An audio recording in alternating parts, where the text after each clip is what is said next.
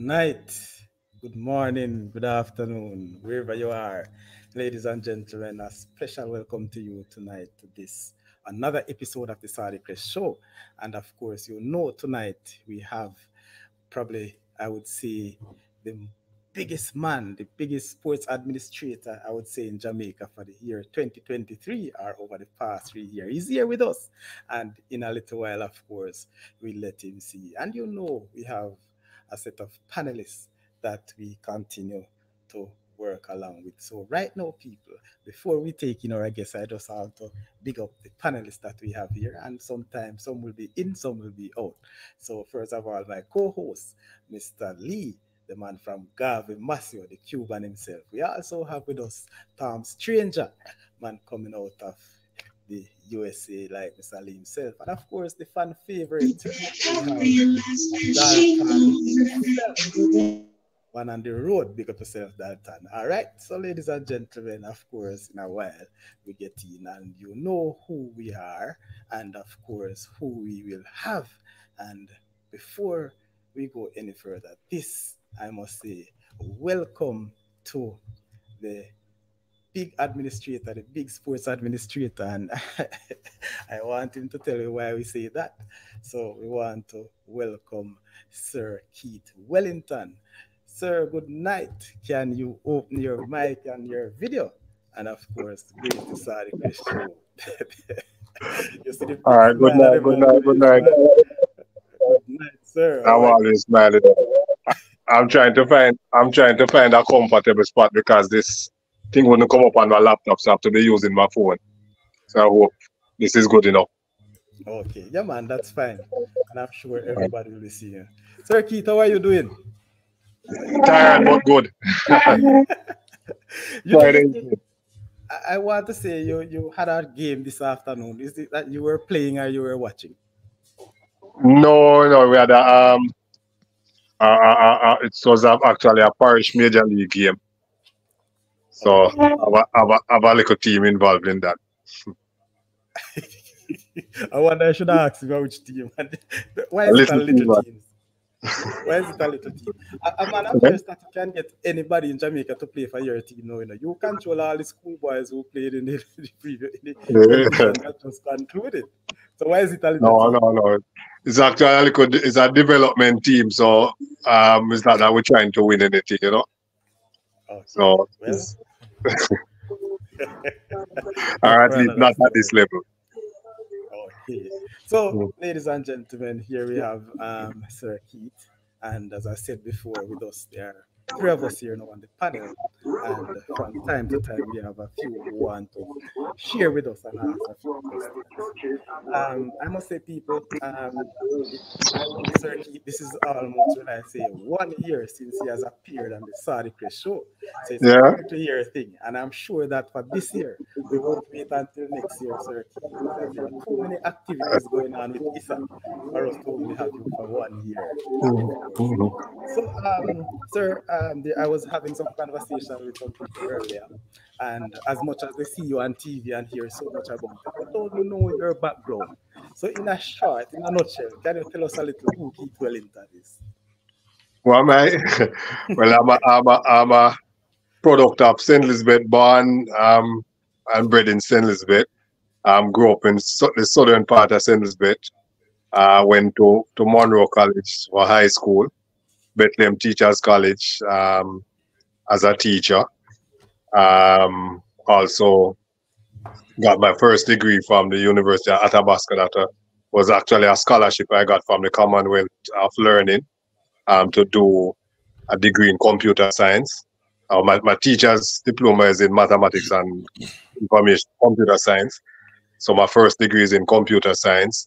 And my master's is from Florida International University, master's in curriculum and instruction.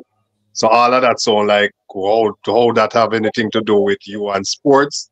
Obviously, the first thing with me and sports is that I've always loved sports. So I, growing up, played a lot of sports. I've been involved in sports right through from primary school right up to college. In terms of my direct involvement in sports, I'm also a certified West Indies Cricket Board junior coach. Um, I have coached um, cricket and to a lesser extent a little track and field and football kids, maybe 12, 13 year olds. So that's where my passion for sport comes from. Um, Married, have a son who is a football fanatic. Actually has played this year. He played under 14, under 16, and Dakasta Cup. Scored first his first goal for States at in Dakasta Cup this year, Wow. and also played both under 14 and under 16 this year. Um, what is you want to know about me now? That's it.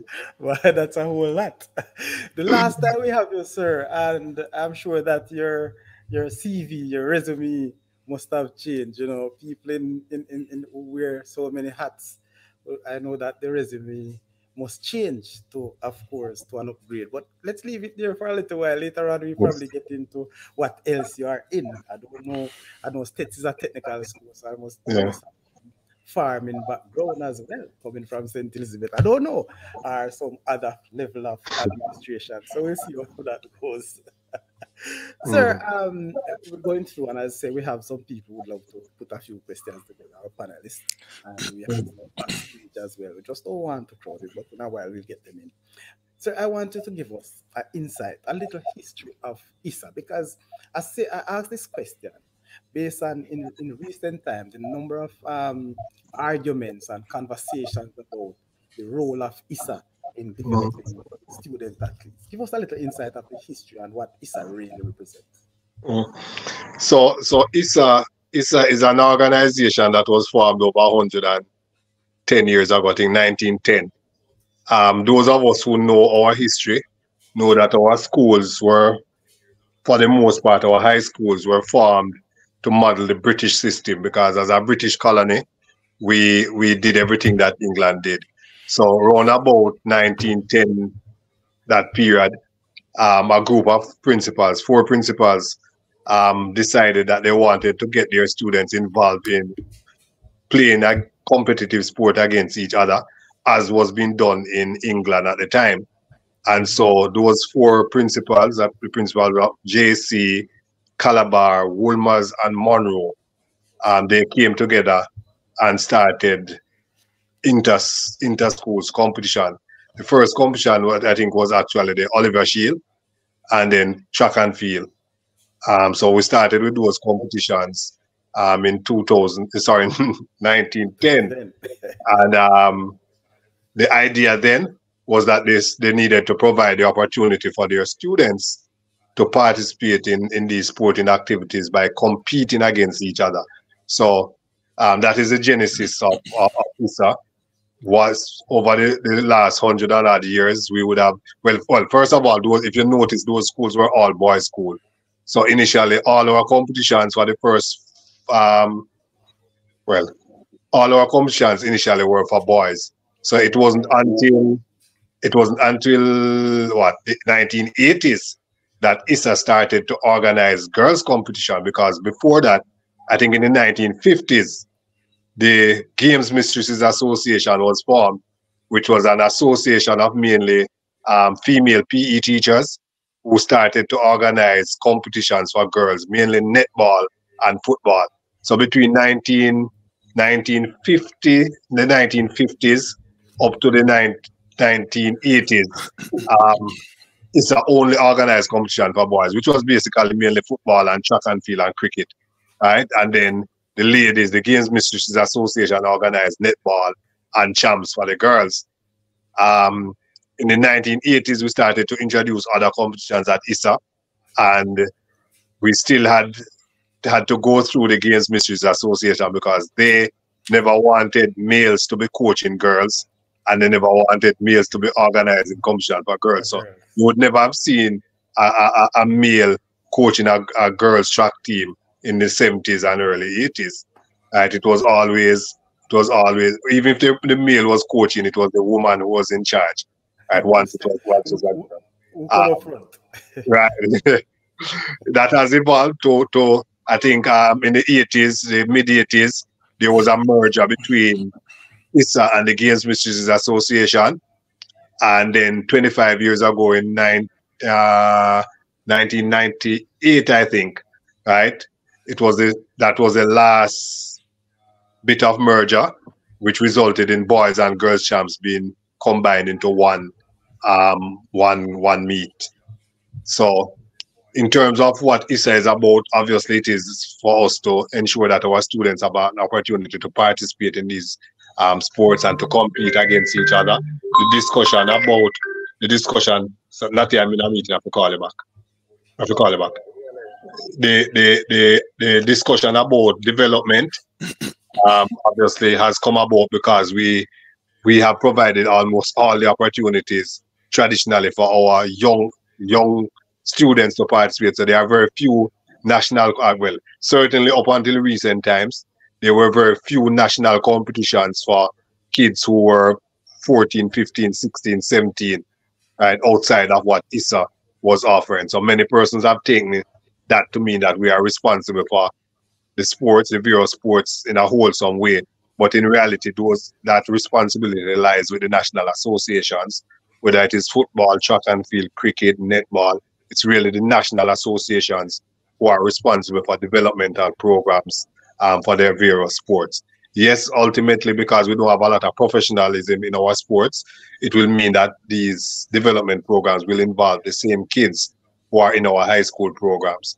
But it is really the national association's responsibilities. Okay, very good. Boy, I can imagine 1910, all boys. Mm. I want to show respect to those in the chat live on YouTube. Laron Francis is saying that States team staying active. I guess he's saying that because of that Asian league you're talking about. So the people are finding out earlier. Is it that Laron you know so much about States? No, but remember, it's a mash up with thing, so we don't have nobody for bringing quota system. Have to make sure you have to focus on development and all of that. So That's right. That's right. Answer that.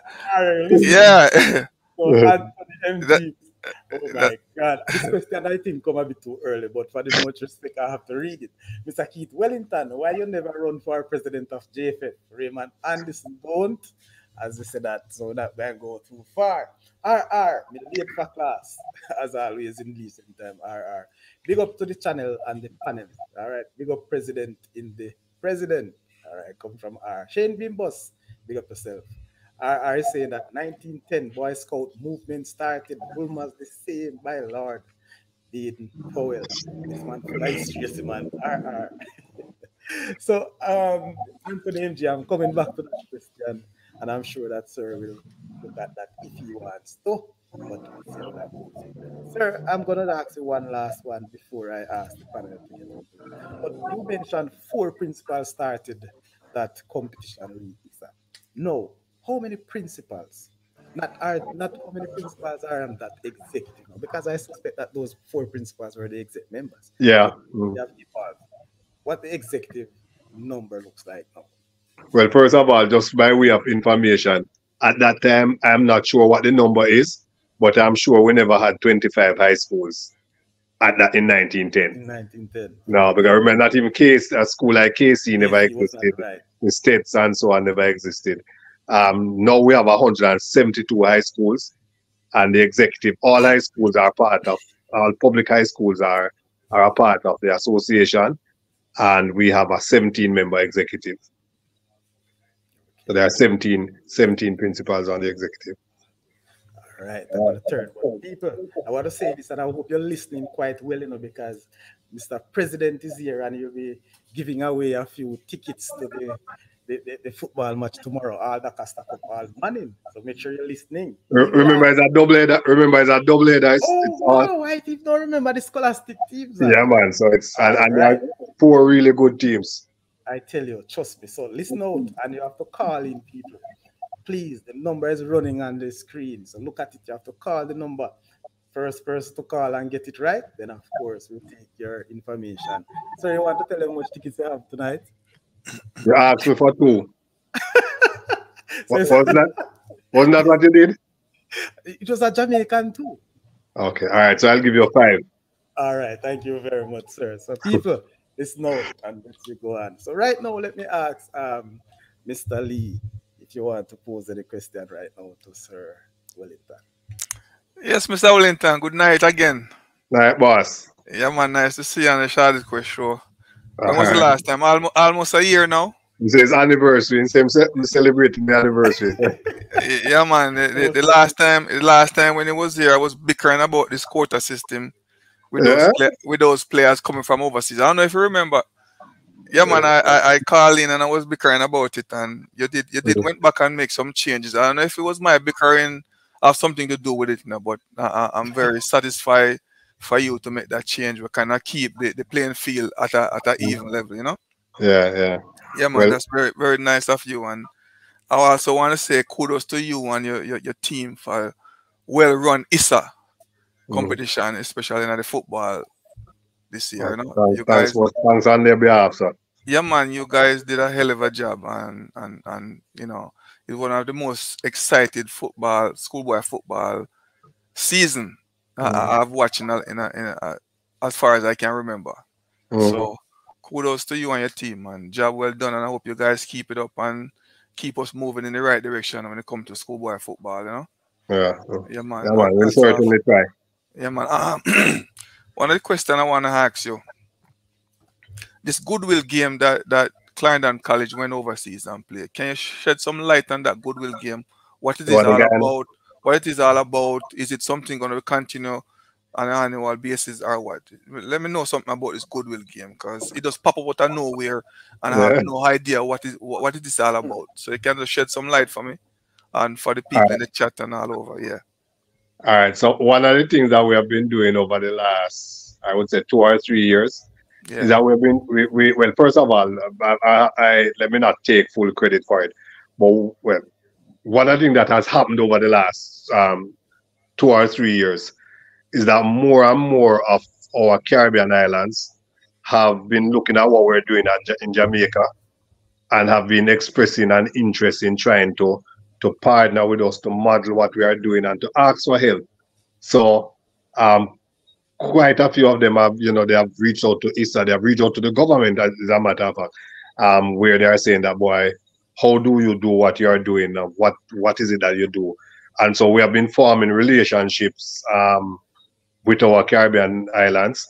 And last year we had a track and field meet. As a matter of fact, last year Casey and Edwin Allen went to Trinidad to participate in their high school relays.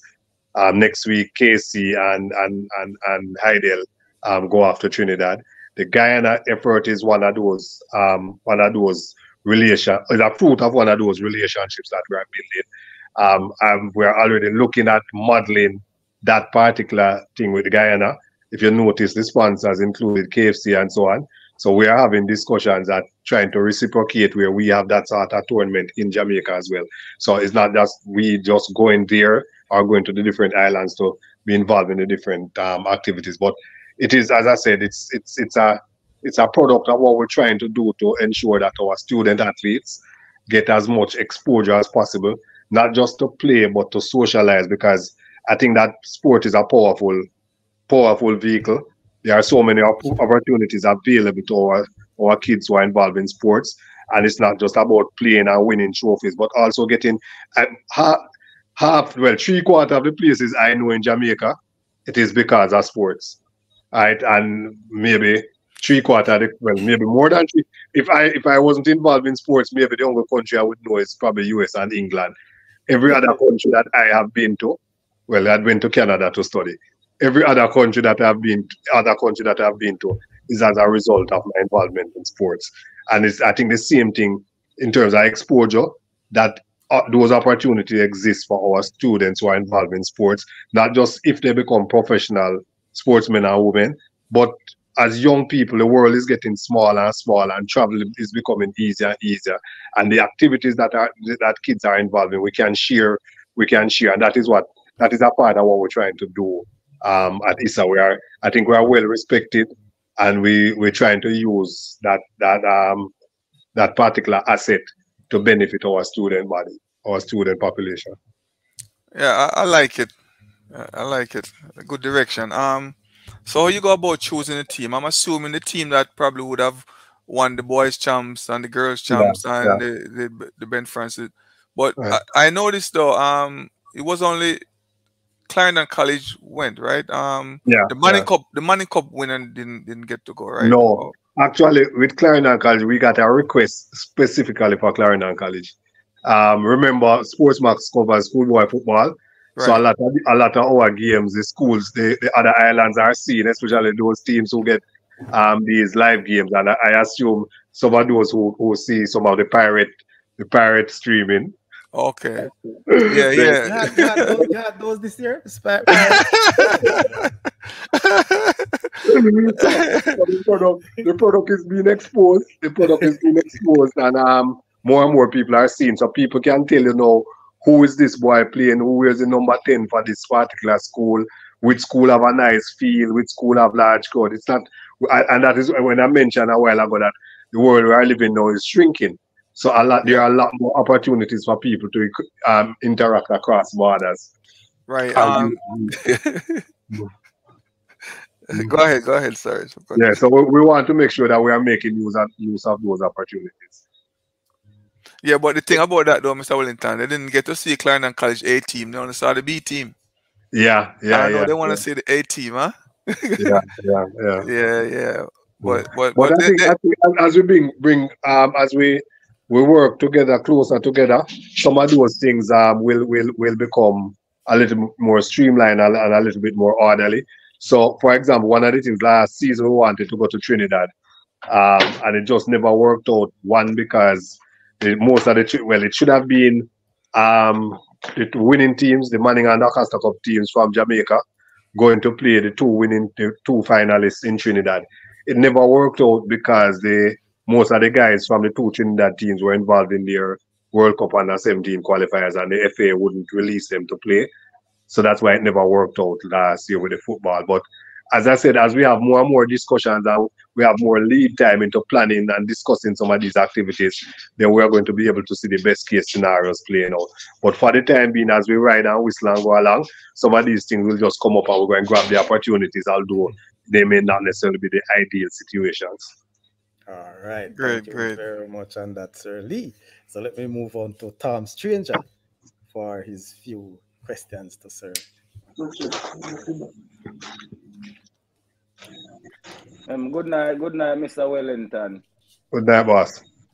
Congratulations on a successful run football season. You know, it was a great football season, both Manning Cup and Augusta Cup. You know, I want to ask you one of my questions I want to ask you though is the streaming of the games, like Sportsmax have the rights to stream the games, Mm. but isn't it could it be a way that like a person like Saudi like get some rights to stream some of the game because Sportsmax doesn't really cover all Mm. the games really Mhm. across the island, and a lot of players is not being seen really, you know. Mm. So like, is it a way that you could get like couple people, like couple streamers to stream more games so we could see it overseas because we overseas is really interested in the game, really, you know. Mm. Mm. Yeah, man. That's a reasonable observation and a good question. Um, we have what close to 600 plus games in the schoolboy football season. In the first round alone, we have over 400 games, closer to 500 games. Um, Even with the best of intentions, Sportsmax cannot cover even 50% of the games. So to begin with, one of the things that we are looking forward in going forward, if you look at, for example, the English Premier League, where each round you don't have more than 10 games, right? But Yeah, the media rights is split, where you potentially could have 5, 6 different television companies with broadcast rights, right? But before I even go further into that, one of the things we have to do is to respect proprietary rights owned by these media entities because they don't get it from us free. They have to pay us for it, right?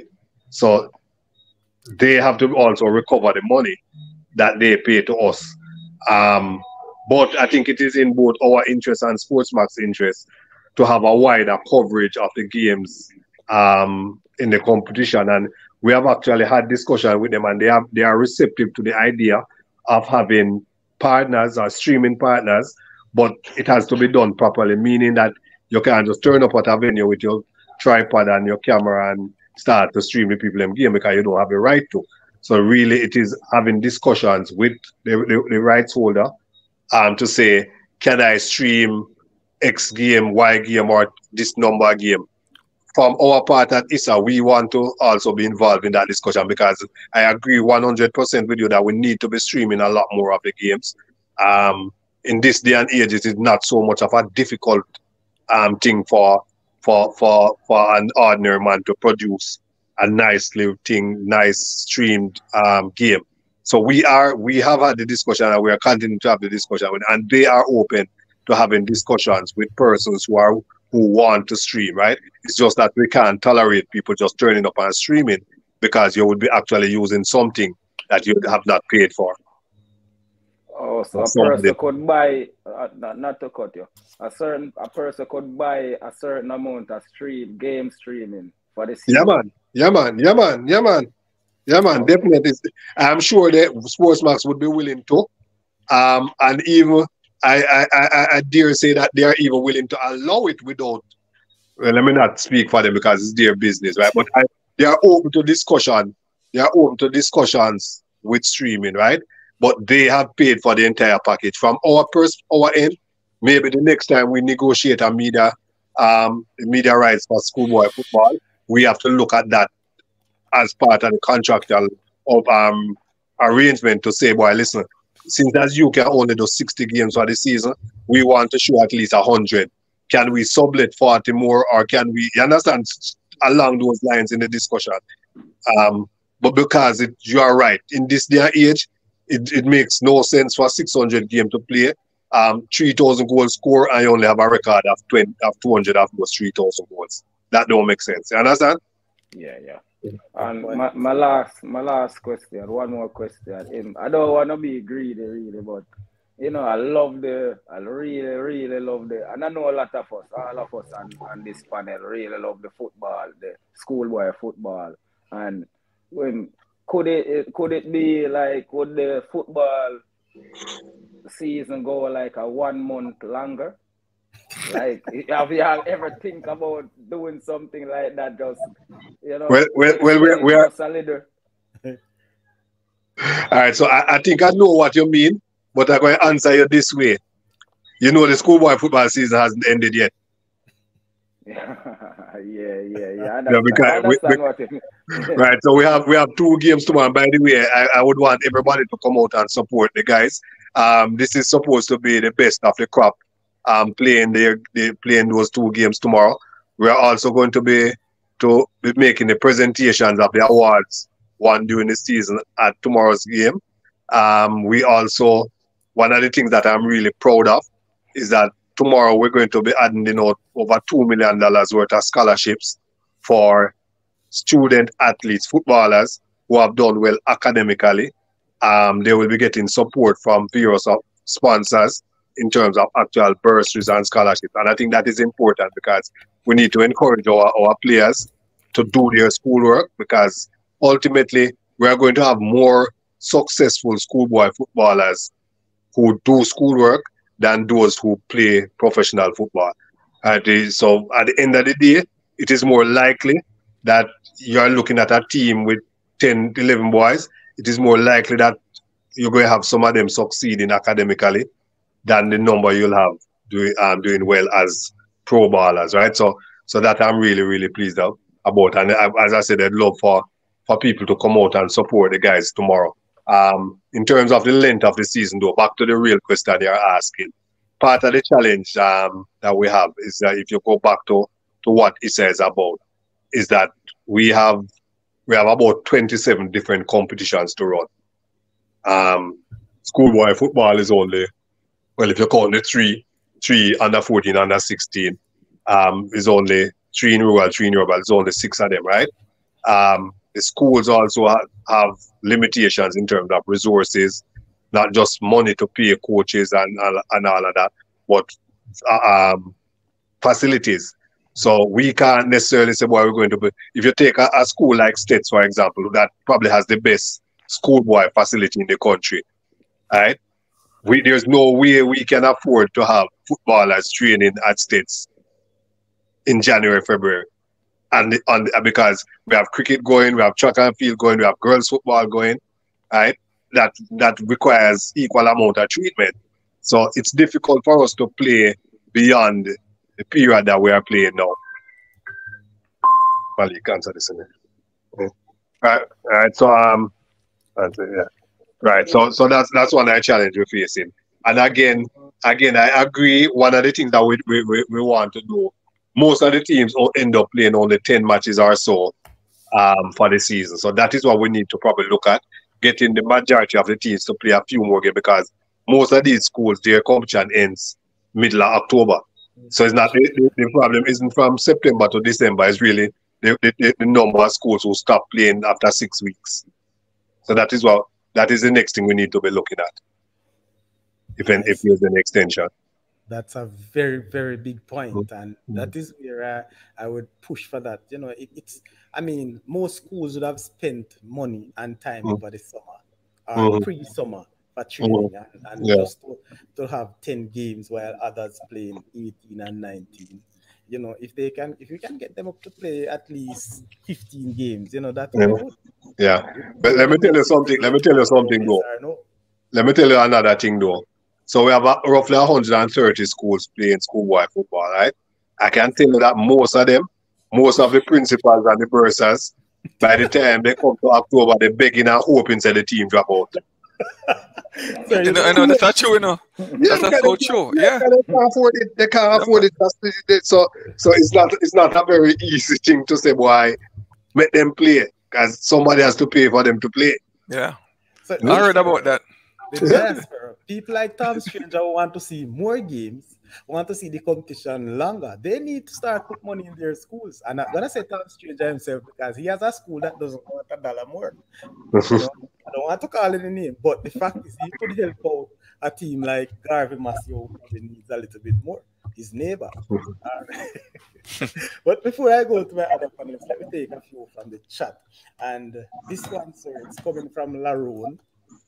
He's asking, what was the turning point where Issa thought a quota system had to be implemented? The point where we saw, for example, one school in one season move from this team of players to another team of players with from 8, 9, 10 different schools. All right? The point where you see people transferring kids from a school who are representing a school, and they go to another school and you don't hear anything about them because they can't make the team of the new school. I think those were the type of things that we saw that encourage us to say, hey, while you should allow people to move, you have to have some guidelines to ensure that people not just moving around people, because you actually have people who would have taken in students just to ensure that they can't play against them. Wow, that's sad. That sounds like a professional team or a professional competition. All right, so RR is saying that Team Saudi Crest, hey, listen, my boss, you know, easy, you know. Well, you have the money to spend, you know, and we want that support. So Team Saudi Crest, we want the exclusive rights on the cricket. Do you have a TV rights on cricket, sir? So we have some exciting times coming up with cricket, you know. But right now we have a T20 competition that is sponsored by TVJ. That's obviously, you know, that is exclusive. So that's an exclusive broadcast rights and sponsorship rights for a Super 8 All Ireland top 8 in the country, similar to what we do with the Champions Cup in football. But the regular league cricket, as well as the rural and urban T20, we don't have any broadcast partners right now. For that, but I'm sure we'll get there sometime. Okay, so are looking to sponsor Saudi Crest show. He also asked, how long is the contract? I think that contract he was speaking about, I alluded to. What contract? With Sports Max, the TV rights of football. he asked They us have whether. they have another season now. Have another season. So 20 after 2024 Mhm. will be available. Okay, all right. And Laron is asking again, has Issa ever thought about a tier competition for schoolboys? We have had that discussion many times up to yesterday. I think I was at well it's yesterday or today. I think it's today we were having that discussion. Um we were having a discussion around that. Yes, we have, and it is not something that we are minded to do, simple because of well, we actually tried it with cricket, never worked out well. Tried it with urban cricket, it never worked out well. And the lessons we learned from that is that it would be a difficult sell in terms of sponsorship and so on, and difficulty in terms of finding a promotion, a demotion, a promotion mechanism that would be fair and foolproof. Okay, all right, very good. So, of course, Saudi get it. All right, we're gonna work with the cricket competition. All right, back here with our panelists. I must quickly join us after. Uh, who's that? So Damien Shuku joining us over here. Dalton also join us later. So we'll ask Shuku to come in, Shuku, and ask your questions to Sir Keith. All right, you mute. Let me To unmute you. them. Yeah, go ahead now. Okay. Good night, everybody. Good night to the panel and good night to Good our night most again. esteemed guest. Good night. Are you hearing me? Yeah, man. Good night. Good night. Good night, sir, Mr. Wellington. How are you? How old is my friend Shoko? Good night, sir. No matter pose no hard question to me, no, sir. I'm begging. Go ahead, Call Shuku. me privately for the hard questions. Why you loading me up like this, sir? Yeah, No, man. no, No, man. no, We're man. we're we're just here to celebrate a very good season, and I must commend you and your team of principals at ISA for a job well done. All right, You thanks, guys sir. keep you guys keep raising the bar, and we're pushing you to even raise it more. And I am just Yes, here sir. listening to everything that all the questions and how you responded to them, and I am excited Mhm. because Okay. Mr. Wellington, you have a very lucrative product on your hand here in schoolboy football. Mhm. Trust me, and I know where I don't remember what was the question, but you said that Sportsmax have like 60% of the game. There would be an next party that wouldn't have been streamed. No, well, no, they have the rights for all the games, but I'm saying that they Uh, probably only do only 60 games for the season, and that's 60 out of 600 and odd. So we're saying that um, that is definitely not enough, and we need to look at how we can ensure that more games are streamed. Whether it is that Sportsmax allows other people to stream, whether for a cost or whatever arrangement they want to make, or from an ISA perspective, we may have to ensure that whatever contract we sign in the future dictates that the number of games that are broadcast is significantly higher than what it is now. yes, and because I think you're missing out on a lot of revenues for those games that are not being streamed. Mhm. And people like my two fellow panelists up top there, they really want to see the games. They're not fortunate as us to be in Jamaica where we can just turn up at a game. Yeah, They're very yeah, passionate like us out here. So I am happy that you guys are flexible enough to look into that. yeah. So that's really good. But Okay. I just before I go to my major question, I just want to ask you, what kind of reception do you get as a former Monroe man going down there with Steph?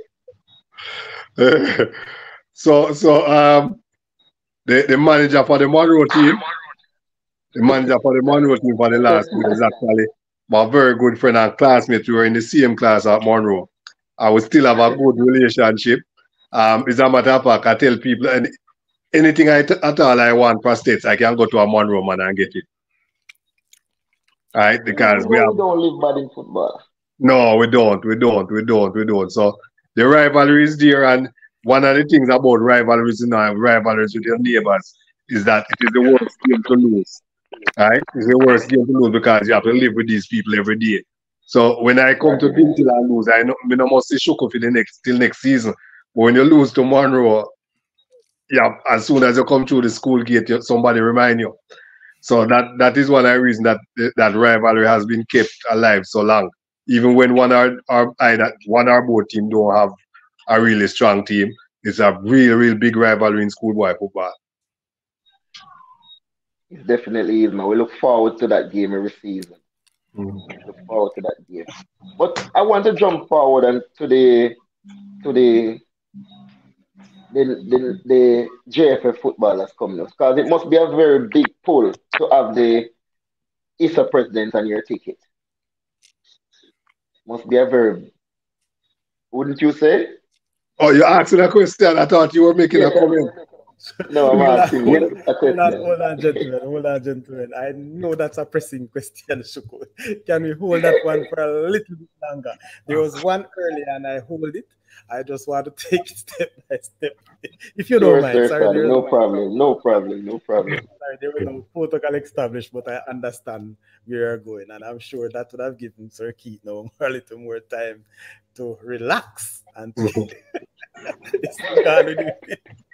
so just hold that one for a little bit because we're gonna get it more out of the schoolboy competition. What's going on? All right. Tom is saying something I can't hear. So at this time, I'm going to ask Dalton to come in and to ask his question. Dalton.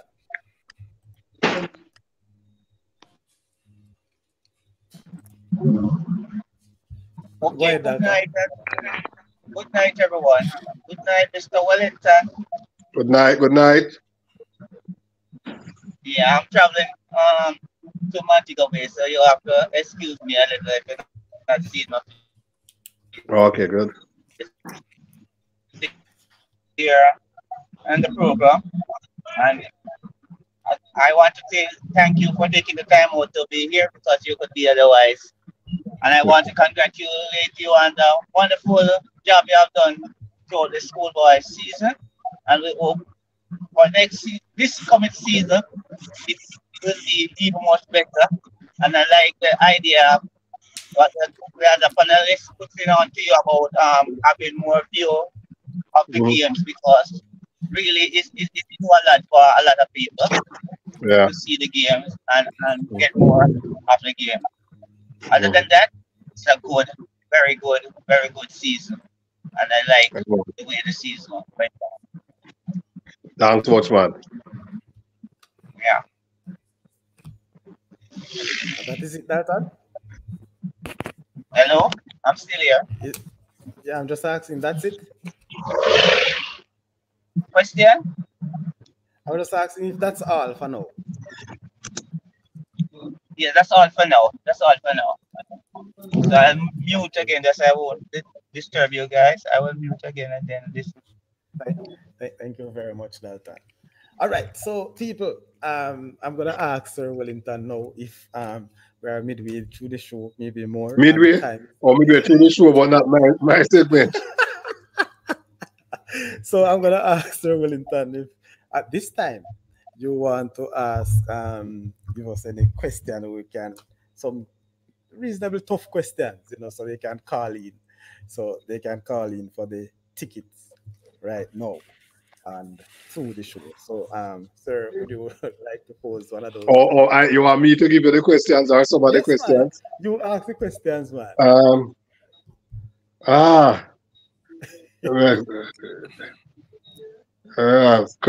Questions. First, well, you want me to give you one first? Or you want me to give you a set of questions? All right, give me two questions and they can answer anyone. All right, so first question. Who was the leading goal scorer in the DaCosta Cup? That's question number one. Yes. And question number two, for which Manning Cup team does Brian Burkett play? Okay. All right, people. So you hear the question. The leading goal scorer for DaCosta Cup, the season just ended, and which team did Brian Burkett play for. So you can call in now, people. Call. The numbers are 876-501-6625.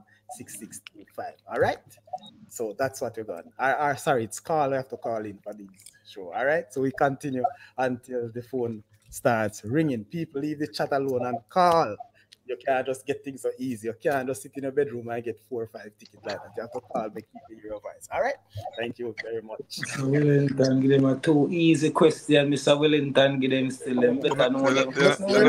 Then give him and I give a ticket them, sir. All right. So just want to make sure the person actually that follow schoolboy football. I warm up question them that to get to the hard one, you know. All right, very good. All right, so we continue. Sir Wellington, everybody spoke about this year's competition. It's probably one of the best that we have seen. Not just with the type of play, but also the support, I believe, was very, very good. With that, though, we have a few setbacks, I would say, are a few negative issues that came through the schoolboy football, where you had schools being banned and some schools were put on probation, some players were suspended, and so on. One of the big things, sir, one of the big questions I want to ask, as it relates to eligibility, are there 1 or 2 sanctions for schools who breach the eligibility rules? Or the sanctions are depending on the nature of breaches? The sanctions are dependent on the nature of the breaches, you know, across all sports. So, for example, the rule clearly states that a player who uses an ineligible and a fraudulent birth certificate will be banned. I don't remember if it says, yeah, for a minimum of 2 years, I think, and the school may be banned as well. It speaks about use ineligibility in a championship event as opposed to a league event. I don't have all the rules in front of me now, but the sanctions are there in our handbook and is applied based on the particular scenario. Okay. I believe, sir, in my, listening and watching the outcome of those eligibility issues that we found, it's no strange, so nothing wrong calling names at this thing. I think the first one that came out was Jamaica College, and followed by Heidel. Those were from the Manning Cup. We also have Insud from the Manning Cup and Kelitsai from the Dakasta Cup. Now, we have seen, and in my estimation, not just me, I mean, I'm a fan as it relates to that, but most of us believe that Insud and Kelits, so to speak, are small name school. And by so, because of the nature, not because they never commit as such harsh eligibility issues, but they got the bitter end of the stick as relates to sanction, as opposed to and Heidel, who I believe committed serious breach as well, especially to JC. What's your thought on it? How did JC get away so easy in terms of sanctions?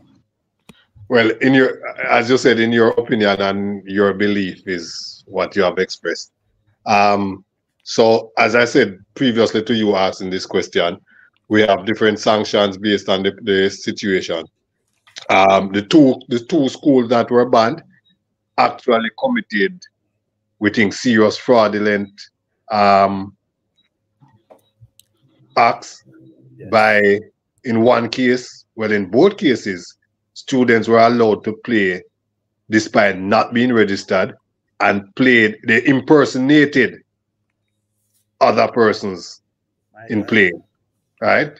I think that is a lot more severe than the school who would use more players. The Heidel, for example, all the players that they used were eligible to play, but they were not allowed to use that many based on the quota system, right? So that's the difference with Heidel. With JC, the situation with them was that there was a discrepancy as to when the student was enrolled in the school. So it's a different situation again. There may have been other suspicions, but the essential thing was that it was a matter of enrollment date that So, so that was breached. JC was an enrollment date. Issue. Yeah. So then it's an issue of attendance, so to speak, with JC. If it Yeah, is attendance, but enrollment, not we cannot in schools there's a difference between attendance and enrollment. Right? yes, Attendance, so you are enrolled only once. You attend many times. yes, but attendance as it relates to eligibility No man, it was yeah, enroll. Okay, I'm saying it's an enrollment issue, not an attendance issue. all right. I just want to Mm. get that distinction because Yeah. you would have known that he was from a different school, and based on the time to which he enrolled, then he wouldn't Mhm. be able to pay based You on wouldn't be that. eligible. Right. Okay, so that is in itself is a different thing because I've heard that he was not in school over that period of time, much less to find himself or to get grades and attendance to Mhm. make the cut. So Yeah. how did those grades being presented in an effort to be fully registered? Mhm. You're asking That's that where question? yes, man. That's No, where the issues were. no, Is it a no, no. situation? You're telling me what you think the issues were. I'm telling you that the matter that was investigated Okay. was a matter relating to the student's enrollment date and whether or not he would be eligible. Remember, there's a rule that says if you enroll in a school over the age of 16 and you're not going to sixth form, you must sit out a year.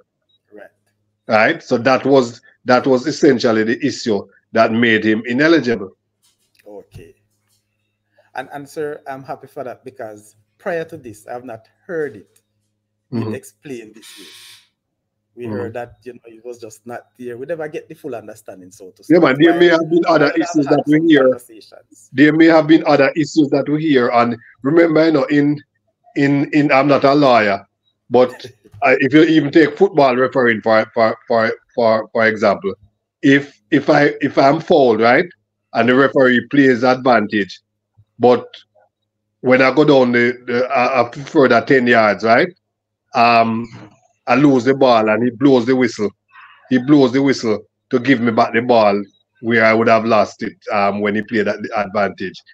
If when he blows the whistle, after he blows the whistle, I slap the player for kicking me, right? I'm still going to get my foul, But you're because going to get a red card. that is what the game was start. That was what the game was stopped for. So it's similar situation. In this instant, the report that we got was that this young man could not be eligible because he was at another school up to X time or Y time. So that was the rule. That was what we ruled on. Okay. Very Mr. good. Very Mr. good. Mr. Wellington, Mhm. so I'm listening to the whole conversation pertaining to the rules Mhm. and the action that you guys took, because such violation. Mhm. But I'm here thinking, don't you think it's more appropriate if you take harsher action against the adult than the kids themselves? Mhm. Because there go a kid violate the rules based on when they were registered at the school. The kid Mhm. might not. It could be a case where the kid might not understand the rules, Mhm. but whoever running the school, either the coaches or the manager that manage the team or whoever adult that running that school, don't you think they should be more punished more severely? Like for instance, if a coach or a manager knew of the violation and still tried to break the rules, Mhm. I think it should be some severe punishment on them, Mr. Wellington, instead of punish the kids to that severe, because the kids might not know what's going on. If there's a rule change, the kids don't know. But I'm pretty much sure you guys would have sent out some information whenever there's a rule change. You guys ever look Yeah. into that? Yeah. So and we don't ban schools for every single breach or every single act of that is committed in terms of eligibility. So we don't ban every school for every breach, right? It depends on the situation. In these cases, recent cases where the schools were banned, we felt that it was so egregious that we needed to have banned the school. In both instances, we believe that outside of the persons who committed the act or allowed the students to play, we believe that there was the opportunity for including other persons, including students, to point out. So, for example, in one case, it was a student who's not it was a person who was not a student at the school playing. No, you can't tell me that I am on a team playing for states and there's somebody playing that don't come to my school and I don't know. So it is not necessarily true to say that the students are not culpable, right? And one of the things too we want to do is to ensure that the consequences are such that people, not just the people who are so minded to commit the act, are punished, and I agree with you that they should probably get even greater punishment. I know in both cases the coaches have lost their jobs. Okay. But outside of that, we also want people around to understand that they have a responsibility because there's a consequence that is far-reaching. So don't just turn a blind eye to something that you see happening. Right. I mean, I would have understand for the kid in Kellis who try to use a different name or use a different birth certificate, because you would have known that he's cheating. But I'm just relating to the other rules that might have, slipped by the kids and slowly and the coach or manager. But like you said, both persons lost their job because of that. So. Yeah. And as I said before, we don't ban. If you look at the last 10, 15 years at ISA, I'm not sure you could identify 5 cases where schools were banned. Obviously school teams would have lost points and so on along the way, but not banned from a competition. Not me. Right. Fair enough. By the way, Garvey won its first Headley Cup when States was banned from cricket. It's the first time States was losing in about 12 years because not even a cricketer. It was a track athlete that was found to have used a fraudulent birth certificate. So a track and field athlete lose a fraudulent birth certificate, and State's 12-year reign as Headley Cup champion was brought to an end because the school was banned. So I saw come we get for win. I saw come win their first Headley Cup. So we never know that, Mr. Wellington. Yeah, man. and I never really check up on that, So that was the reason. Well, who knows anyway? We probably would have pulled you anyway. Yeah, that good. But at that time, nobody was beating States. No, that's true. I mean, States been rowing ever since in the 80s when I was back in Garvey. So it's always a tough battle going up against States. Because I know even in the 80s, we went to a final one time and we got our ass whipped. Yeah. But that was Redwood there with Redwood. Yeah, man. You guys always have a cricket All talk. right. Huh? Let me take now a few from the chat and we go further because guess what, people? Time is running out and we have to. No, remember, we passed my quota time, so I'm giving you 10 more minutes.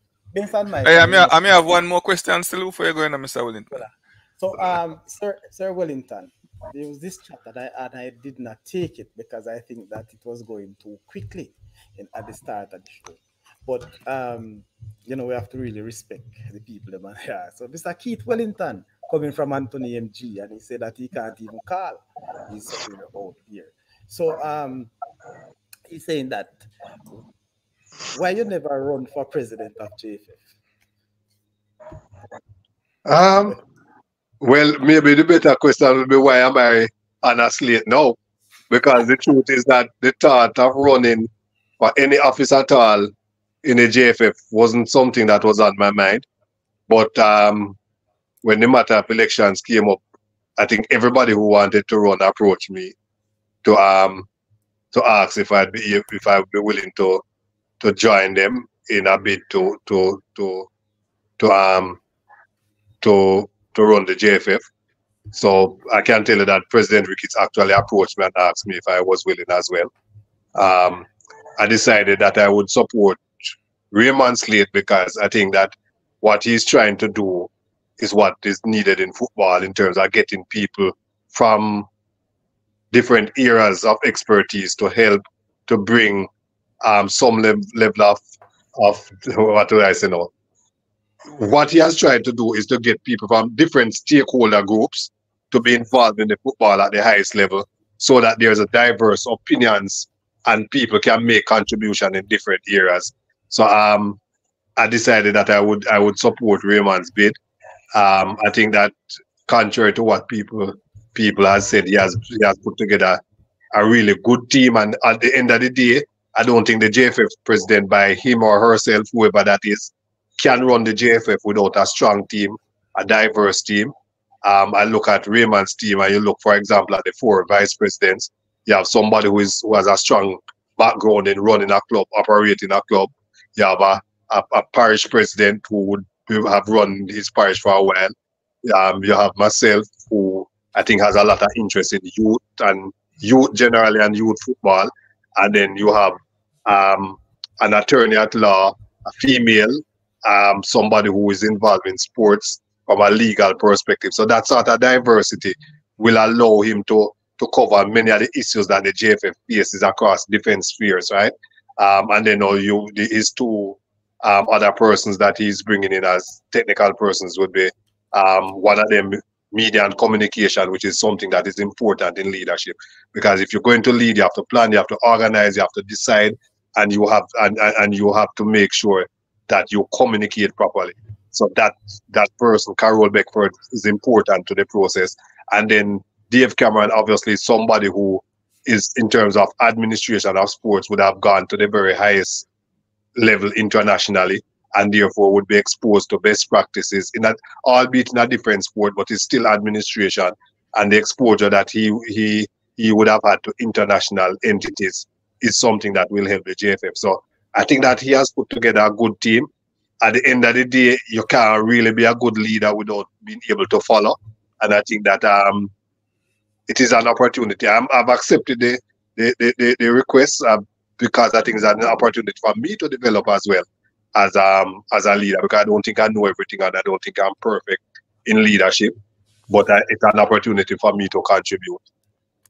Sir, I just want to ask a question here. Maybe it's one that you're not the best person to ask. But Dave Cameron is a former president of the West Indies Cricket Association.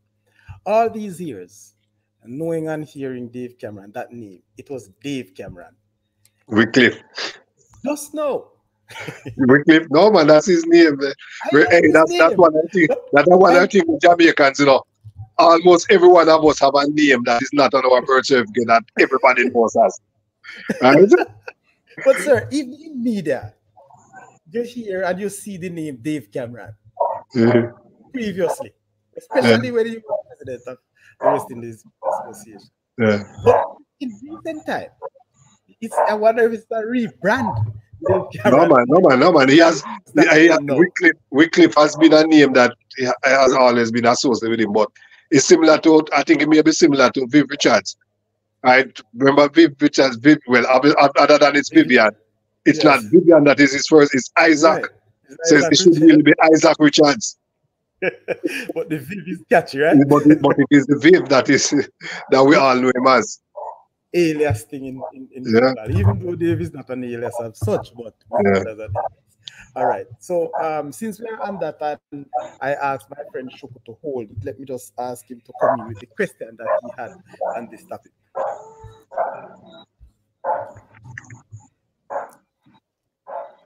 A very good politician, man. Who? Because for you to admit publicly that you turned down the present president, that would be a very big dent to his campaign, to know that you turn him down and you choose to go with his opponent, and then you but I've also said, Shoko, I've also said publicly and said to Mike that, listen, first of all, we have a good relationship. Both Mr. Ricketts and myself have a good relationship. My son love him. Right, and my son, every time he see my son, he finds something to give my son. Right, so we have a good relationship. But couple of things, I make decisions not based on sentiments. Right, I try as best as possible to make decisions based on reason. Right, and at the end of the day, whatever happens, if Mike is returned as president, one thing I'm sure is that he's going to have he will have my full support, because it is about football. It's not about Mike or Raymond or anybody else. But I think that in terms of where we are, and if I don't think I need to make a contribution to something that is continuing to go the way it has always gone. I think my contribution will be more valuable to make a change or to do something differently. If you want to do something the same way that you have done it, you don't need my help if I wasn't involved in the first place. Okay, and I understand what you're saying. And you see, there's a burning desire for change What from the you think? outside looking in. But and an avid football fan, do you think that things are okay the way they are, and once they continue on the route they are, and we're all fine? Well, I cannot just answer No, man, straight. answer the question. No, I cannot answer it. Yes, it's not a yes or no question. Yes, I think there's need for change, but based on our political atmosphere, it's a wheel that just keep turning, and unfortunately, I don't think the delegate would be so easily persuaded based on our political arena and how we vote. We vote along like mostly like a party line. If you're for this man, Yeah. then you're for that man, And regardless. You understand what I'm saying? you're absolutely right, Chuka. And maybe if this was me really wanting to be in the JFF to be a vice president and therefore looking for the easiest way out, maybe I would have been on Sir Ricketts' slate, because you're right. The way we do politics in Jamaica is about sentiments, and we make selection based on who we know, who we are friends with, who come from where, and so on. So if this is something that I wanted to do for myself, and it was about me and me wanting a position, I probably would have accepted Mike's invitation, because what we have is 13 parishes with 26 votes. And if we have a clan of people and these 13 people decide that we're going to vote a particular way, and we know how the JFF is being run, and we know some of the things that has been said in the past about what people get and why people get what. It would have been easy to suggest that it's going to be a shoo-in for Mike, because most of the parish presidents are going to carry their 2 votes and give it to Mike. It would have been easy to say that, and it would have been easy for me to say, boy, better me run on that train, because yes, I agree with it. You understand? But no, I don't necessarily think that. I think part of my responsibility is to have the type of discussions I'm having with you now, to have it with other persons, especially if they are in a position to make a difference. So if we talk about, for example, St. Elizabeth, right? Part of my responsibility is to say to St. Elizabeth that this is where we are. Are we satisfied? What can be done differently? What role can you play? How can your 2 votes make a difference? That's my responsibility. Mr. Wellington, everything in life is about momentum, and coincidentally, now that St. Elizabeth has got a team in the top competition in Jamaica, so it's a big pool now, St. Elizabeth. Yeah, you have a horse in the race in the Premier League right now, and it wasn't always like that, right? Yeah, man. So my closing question to you, and I asked this to Mr. Wright when he was on, and because I never knew that I wasn't aware of a rule that prevented you, but I guess I just assumed that you would not you could not enter into the JFF thing while being the president of ISA. But he explained to us that there's not necessarily a rule that can prevent you from being on the ticket of Mr. Raymond. So in just fast forwarding this thing now. What if he wins and then he offered you a position in the JFF? You would be able to manage that while still being the president. No. Remember, if he wins, I'm automatically a vice president. No. Yeah, man, he already have a position. Automatically, okay. Yeah, man. If he wins, and that wouldn't be a problem. It would just be.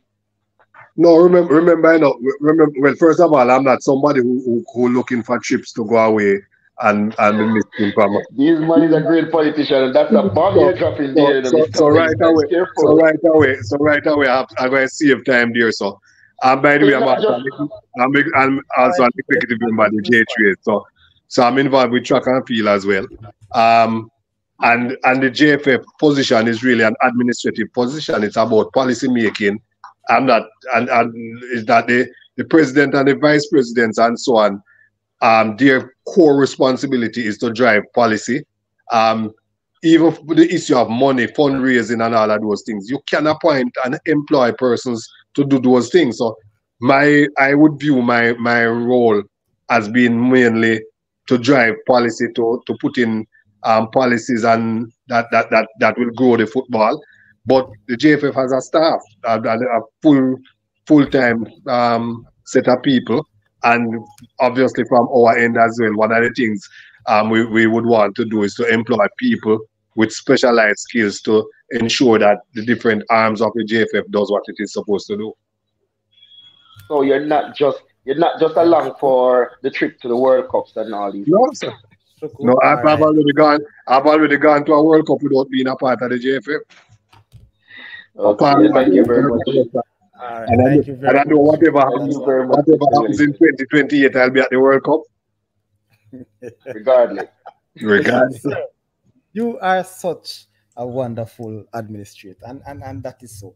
So I'm not too sure, but maybe this one would be very good to have Mr. Anderson here. But based on what's happening now, the latest on this whole show, and this in the media, and what's happening, this injunction thing on the election. And I've read that the court have given an injunction rather for the election to put on for some 28 days. What is the importance of such court action, and how do we move forward? Well, first of all, I don't want to speak too much on a matter that is in the courts, but just to say that obviously, as you said, an injunction was granted which stops the election from taking place before the 9th of February. It is significant because the matter at hand is an issue to decide whether one of the entities that the JFF board, the current board, decided to deny the right to membership and to vote, whether that entity should actually have the right to vote. For those who don't know, the entity is Beach Soccer that involves Pat Garrell, Andrew Price and company. It's an entity that has been organizing beach football team tournaments. It has taken a number of national teams to participate in international beach football tournaments on behalf of Jamaica. It's a member of the International Beach Football Federation. So they were told by the JFF board that they are not eligible to be a member, a voting member, while on the other hand, a company that was formed in October of last year, that's 3 months ago, by the sitting vice president as well as a sitting board member, has not done anything at all in beach football, in the history of beach football in Jamaica. That entity was given the right by the JFF board to vote in it. So that is what the injunction is about, deciding which of the two should actually have the vote. Okay, all right. So it's a very significant. It is a very significant. What people don't understand either, I don't know if people realize that the referees, we have a referees association that was told that they are not eligible to have a vote. So these people, the referees, we can't have a game in Jamaica without referees. We have an association. We have an association of referees, right? But they are told that no, man, although the constitution says that the referees association is one of the pillar 3 groups who should have 2 votes, they were told that they can't vote. So that referee body, is that okay with the decision? Because I've heard anything. No, they aren't. They are not. But for that, a matter has been raised internally to have a discussion on that. And I think what happens here with the court action will have an implication for that as well. But even without the court action, though, it is sad. I know from my perspective at ISA, the role that referees play in our competitions. Cause who and cause them, they make mistake and make all of that. At the end of the day, we can't have a competition without them. And for such an important group of persons, for everything not to be done to allow them to participate in the process, I think is an injustice. And not only because they support us, but if you look at the referee group, they are probably one of the most successful group of people involved in football in Jamaica. We have them attending FIFA World Cups, right? Sure. They participate across the region. So it's not like these are a set of wishy-washy people, right? So for them not to have a say in what happens with Jamaica's football, it is concerning because you're not sure that people really want the opinions of various stakeholders to be heard in deciding which way Jamaica's football go. Okay, not looking good. You. All right. So before I get Tom in, and I'll ask you just a few minutes. Overtime is twice overtime rate is double pay, right? No man, I don't have a problem. We have Okay. sponsorship in us, sir, and I tell you before. That's why I hear all of these questions coming about media rights next year. This show is gone, you know. We don't want Suku to hear money involved, man. You know, and Shuku want to put a little thing on Stets, you know, but because of the competitive nature and where he's at or we support him keeping himself quiet. But I'll leave that for another discussion. So the questions that were asked, nobody called, and a number of persons would have responded in the chat. I realized that those persons who responded, they are overseas, and they are also saying that they are at work. So I don't know how it will go, but so based on that, and since they made their response, I'm gonna read them out, and since that is the case, I've seen 4 answers. No, man. Yes. So, but they won't be able to collect it. So my suggestion, I'll give you the 5 tickets, and you give it to 5 persons who identify it as your, well, use them as your late Christmas present to your From the Saudi Press show. yeah. All right, but Janice, are you overseas or you're on the ground? Let me know. Janice has made a response. So let me know those who are here. But of course, RR mentioned that it is Dixon who has the number of goals, and he was wrong with the team that Burkitt play for, so you can get that one. Laron said Burkitt play for STGC, the St. George's, and I know that you are correct. Janice also mentioned that it is Dixon who scored, but I'm not sure, Janice Brian. Just let me know where you are if you can collect your ticket. But people, let's so far, and those tickets are with me, as what Mr. Wellington said. So the number on the Saudi Crest Show, the WhatsApp 876-501-6625. Just reach out to me via WhatsApp message, and I'll get back to you as soon as possible. Tom, you have a question quickly, and let's go.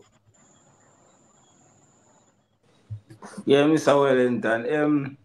I think he is a great leader and stuff like that, but one of the problem is I have with him the guy the candidate that's Raymond Andis. He's been in the JFF for 39 years, right?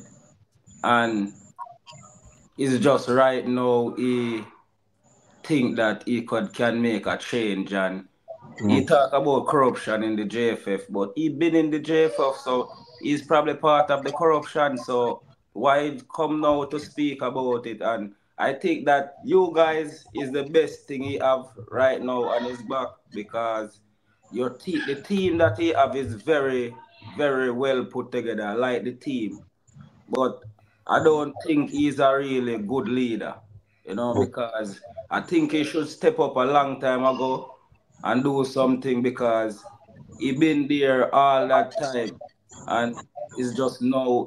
I think it's probably a little bit too late for him. That's why I think people think that you should be running for that presidency, because if you run for that presidency, I think that you'll have a better chance of winning that presidency than he have a chance of winning the presidency. That's why I think it's so back and forth, and a lot of people don't make their mind up, is because he been in there. So everyone think that he still is who he been is from where he stands inside the JFF.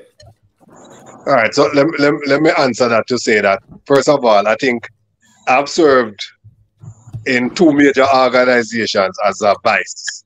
So vice principal at TETS, vice president at ISA. And I can tell you the hardest job in any organization is vice anything at all.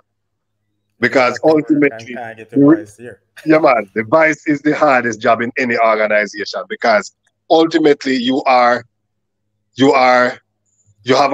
somebody who is leading, right? And you have to be careful to ensure that you are a good follower while also being able to share ideas and so on without having the leader feel threatened by your presence, or feel as if you want over anybody who is involved in organization culture know that. So you have to be mindful of that when you say that a person has been in a position for an extended period of time. That's number one. Number two, the culture of not just the JFF, but many organizations. All right, before I say exactly what I want to say, one of the things with me as a leader, if you come to sets and ask, everybody will tell you that I can appoint a senior teacher who just come out of school after 2 years, because everybody knows that my modus operandi is that I don't believe in long service awards, right? It's about ability, it's about delivery of your tasks and so on. So I remember a situation we had at the department with 10 teachers, right? 6 of them were senior teachers, and no, 7 teachers. 6 of them were senior teachers. 1 person was not a senior teacher, right? And one of the 6 was retiring as a head of department. And I appointed the 1 junior teacher as head of department. Right? Normally, things like that cause a whole heap of eruption, because you appoint a junior person to supervise 6 senior person, right? But you know how I did it? Before I made the appointment, I called everybody and I said to them that, listen, this is how I am thinking, right? You 50-something-year-old, you 50-something-year-old. This person is a 28-year-old, right? If I appoint any one of the 6 of you, right? When you leave, when the one I appoint leaves, right? The other 5 will be leaving shortly after. What will happen to my department when I have 7 new persons? So I am appointing this person to supervise you. Your responsibility, right, is to help this person to be a good head of department, so that when you retire, the department don't fall apart, right? And it worked. So earlier I spoke about leaders being able to plan, organize, communicate, and make decisions, right? Having said all of that, as it relates to Raymond, right? When you're a deputy, a lot of those 4 things, right? You can't necessarily take responsibility for them, because your leader don't want you to plan for him, right? He don't want you to talk for him. He don't want you to make a decision for him, right?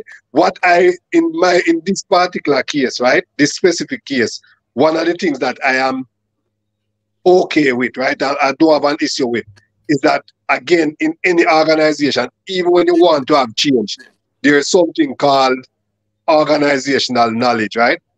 Where you can't just dash it away. So whether Raymond or anybody else was involved with anything at all, when a new body comes in, you need somebody to tell you that this is what normally happens, this is how it normally works, for you to make a decision as to whether or not you need to get rid of this, or no, if although this may not be good, you have to keep it for the next month, just before you make the change. Because if you pull it under the rug, then everything will fall apart. So you can't. So I think right now, right, the Raymond slate involves two persons who would have served on the previous, the current JFF board, right? Which I think is necessary, because you need people to. You can't walk into an organization and just start make change and decision without knowing the organization, right? So I think I have to commend Raymond and the other parish presidents who took a decision that, listen, enough is enough, and we want change. A couple of them have said we don't want to come back, but we're supporting Raymond. Raymond has said that I want to be a part of the change, and so I have to commend him on that. The type of reasoning we are having now, it don't necessarily happen in every discussion about voting and with delegates. So sometimes people don't understand some of the things that we are talking about now, but it's important that if good decisions are going to be made, we understand these dynamics. But Mr. Wellington, if Mr. Andy say when you're going to pick the hardest job, same way, because you say no, president say hardest job. Yeah, but no, but it is true. It is true. It is true. It is true. I am telling you, it is true. But I also know that you're a good leader is also a good follower. Yeah, you said that. And the sentiments you are expressing, I hear the sentiment. To be honest, I hear the sentiment. It's a popular sentiment, right? But I have been able to manage myself in terms of how I deal with people. So I think I am capable of functioning with the rest of the team and offering Raymond all the support to ensure that he's a good president. Because ultimately, it is going to be, whether or not he feels, I can't have him feel and say that why I wasn't the president. So we have to do everything in our power to support him. And I think everybody's committed to that. Well said, sir. Well said. I can tell you, you have made some points in this last statement that would have even echoed some of what I have stated. The fact that you're a vice president in any organization, or sure, I had said it before, that doesn't mean that you'll be able to stand up and to make your point for Mm, wider people or country to know. I have mm, several, and I think I've said it on this show as well, colleagues, that we have said that, trust me, vice president can't just go out and say things. You have to mm, work with the president and mm. to support. Yes, so Look, it's look, a very good one. And let me say something as this is general conversation, right? So my two major roles as a vice was as a vice president at ISA. One of the things that between me and Dr. Small, we had a lot of respect for is about for each other. Dr. Small was somebody who respected me, and him it's a matter of him not do nothing unless he ask me. Right? And him go ask me my opinion and ask me my advice. Same thing with when I was a vice principal at States. The principal was like my well, so I became vice principal at States after 5 years. I had no indication, not that I didn't have indication, but I was a young person. The principal just come to me one day and say, "Listen, we have a vice principal coming up. Would you be interested in the position?" Right? No, me, I wasn't even a senior teacher. 5 years with their states, right? And we had people in the position. But again, no, so me I gotta have respect for the principal because she offered me an opportunity. Why should I know do anything other than support her? You understand? So I've been able to manage these positions because I don't run them down, right? And when I get them, it is about me trying to give up my best and support the people that I'm serving. So I don't have an issue with it. And by the way, I'm not afraid to walk with something we don't agree with either. people, I can tell you this man is a tough talking man. He might sound simple this way or easy right now, but trust me, he is a very, very tough talking. And you can hear it. You know who Mr. Wellington. His work speaks volume. And there's no one across Jamaica, for those persons who don't like states, that's all I can say, who would have had much disagreement with Sir Wellington. When it comes to Easter, trust me, nobody can really push out. We understand everybody have their different views. But Sir Wellington, I know time is against you, and I brag that I have the money to support you over time, but I don't want to pay more than what we should. So I'm going to allow you to go shortly. But sir, we're coming to the end of the show, and I want to say to you, just to echo how not just the schoolboy competition of last year, but right road, track and field. I mean, champs was epic this year, and I'm sure that this is going to Well, I can promise you something that of all the champs that we have had before, including the 100th anniversary, this yes, one is going to be special, probably the most special one. the So one look out coming. for it. My Look out for God. it. So, people have to get Mr. Wellington back by now in March, early March, to ensure that we can dive. Oh, Mr. Price, you're just coming up late for class, man. The principal are going to expel you or give you some time out. Sorry, can I have a last one, sir? Sorry. It must be short. It must be short. But hold on, let me Oh my, finish oh this my. slide. No, look at the So, time. Wellington has been Mr. trying to Mr. last Wellington. half an hour. Yeah, Just Shuko. Yeah, I must say you're batting with a very broad bat tonight. All the time. He's a confident man, sir. He's a Liverpool man like you. listen, Uh, hello. Listen, you see this show, boss? We never call it for EPL, because we don't want to get into the Liverpool Arsenal thing right now. So, Wellington, Yes. yes, sir. Mr. but sir, Wellington. Yes, sir. Yeah. Sorry, yes. go ahead, no Shuko, because I have one thing we Yeah, we more just big, want we are a big from quick, so we to give Mr. Wellington everybody now. know Yes, one Mr. question. Wellington. Hold on, Quick before you go. question. Oh, go ahead. People, we just have to be your last question. I want to keep it at least 30 Yeah, seconds, man. please. And let's go so we can conclude with Mr. Wellington. We'll continue the show as you know, as usual. Go ahead, quickly, Sir. Show.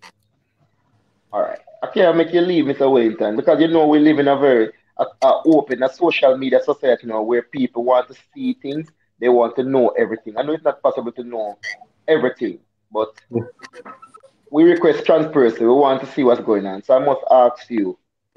I know you're a Mr. Raymond ticket. So what's the mission statement? What are your guys' core values? All right. You So, put it out there. I don't know. Have you gotten a chance to see the manifesto? No, I wasn't so All right, so I'm deeply going to send it involved in the I'm team. going to send it to Sadi so that him can post it. But essentially, one of the things that, well, essentially some of the things that we're looking to do, right, is to have greater stakeholder involvement and to improve the credibility of the JFF so that greater resources can be made available to do the things that are required for the development of football. We want to focus a lot more on youth development. Right now, obviously, everybody wants the reggae boys and reggae girls to do well, and we want teams to win. And because of that, we have been driven into a position as a country where obviously we want the best players, but all the best players coming from the diaspora, right? We want to see more of our young, talented footballers developing at a good enough pace so that a greater number of them can be the stars on our national teams. If we are able to do that, Chuku, we talk about states, right? One of the reasons why when you turn up at a states game, there are so many persons watching, is that we know the players. The players are from the communities, right? They may not the same class with the students, with the rest of the students. So you have an interest in watching them to play. We go to the stadium now. I remember at the Manning Cup finals, Andre Blake and I were sitting and I said, boy, Andre, boy, I wish you could have played 2 Jamaica match with them people in here. And I said, boy, you know it too. You understand? It can be good that a schoolboy football match carries more spectators than the national team playing. And I know people will say, boy, we are bandwagonists and we are something. At the end of the day, if we have a team that the people are attached to, right? People see a whisper who them see playing Manning Cup on the well and moving on and playing for Chelsea and come back, people will come. A lot more, I can tell you, a lot of people come to see Leon Bailey, who never played schoolboy football, by the way, but more people come to see him than Antonio or Gray, who are more established players in the English Premier League, right? Because there's an attachment to Leon. Yeah. So we have to, if we are going to build a product, we have to make sure that people are able to relate to the people we see. Simple things, like you're playing the national team playing and there's no name on the back of the jersey. Them something that might look minor, you know. No, man, but all of it, so credibility, stakeholder involvement, those are 2 of the key things that we want to change, to drive the acquisition of resources, to do the development. All right, thank you very much. Tom, quickly, your Thank you, Mr. Wellington. Tom? All right, seems like we lost Tom for a little while. So, Sir Cuban, your 30 seconds. Sir. For my last one, this right? My last punch at Mr. Wellington. Your last 30 seconds. Yeah, man. Hey, Mr. Wellington, last time we were here, you know, I begged for a rule change with the quota, and it did happen. I don't know if I play a part of it, but it did happen. This time around, I'm begging again. Yeah, man, I beg again. And this is what I beg now. I beg one more game for the season, at the end of the season. Okay. I'm begging again for the winner, the Ben Francis, play the winner, the World Cup. Yes. Why? I think that's way overdue, Mr. Wellington. And the last time in the 80s when that used to happen, used to name it Nutriment Cup. The Nutriment Shield. But this is what I want you to name it now. Yeah. I have a name for you too, you know. Yeah. I want you to name the Blogger Cup. The Blogger. Blogger for the YouTube man. Them. You see all of the guys like the Sadi Quest, the MG, the Manning Man, and all those guys on the ground who play a very important role of giving us, especially in the diaspora, all the information about the schoolboy football. I think it would be so appropriate for you to have this last game, you know, name after these guys' contribution towards the game, because without these guys, trust me. I'll go further. So what they could do is sponsor the league and get the broadcast rights for it too. Whenever you go into the meeting, you know, I don't know joke thing, you know, Mr. Wellington, why happening, you know. Cause me know your man deliver, you know. And you deliver for me already in the past, and I'm looking for you to deliver again. You know what I mean? Yeah, so there's a high chance that you'll get your record. I don't know what the naming, but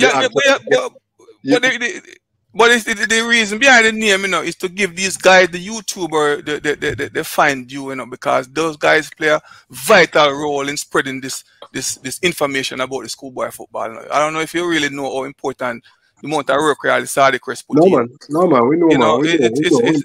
I mean, I gotta commend those guys for the work the guys put in, especially even Saudi, who also having full-time job and I leave from one part of the country, from the highland to another part, just to give us a glimpse of our team. So, it would be very important if you guys could shoot a name, just to give them respect that due, but even so, even have that game between the winner of the Ben France and the Walker Cup would be special.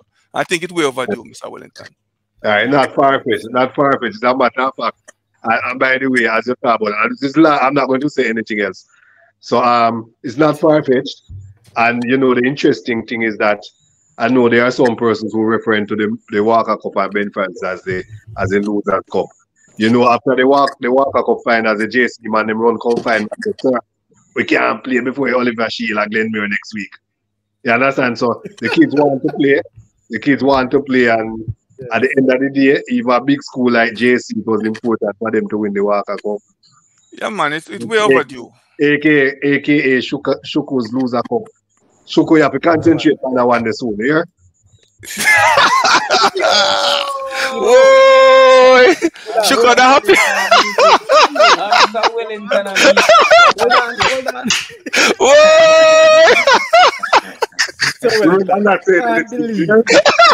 I can't believe. It is like you want another 10 minutes. Just started,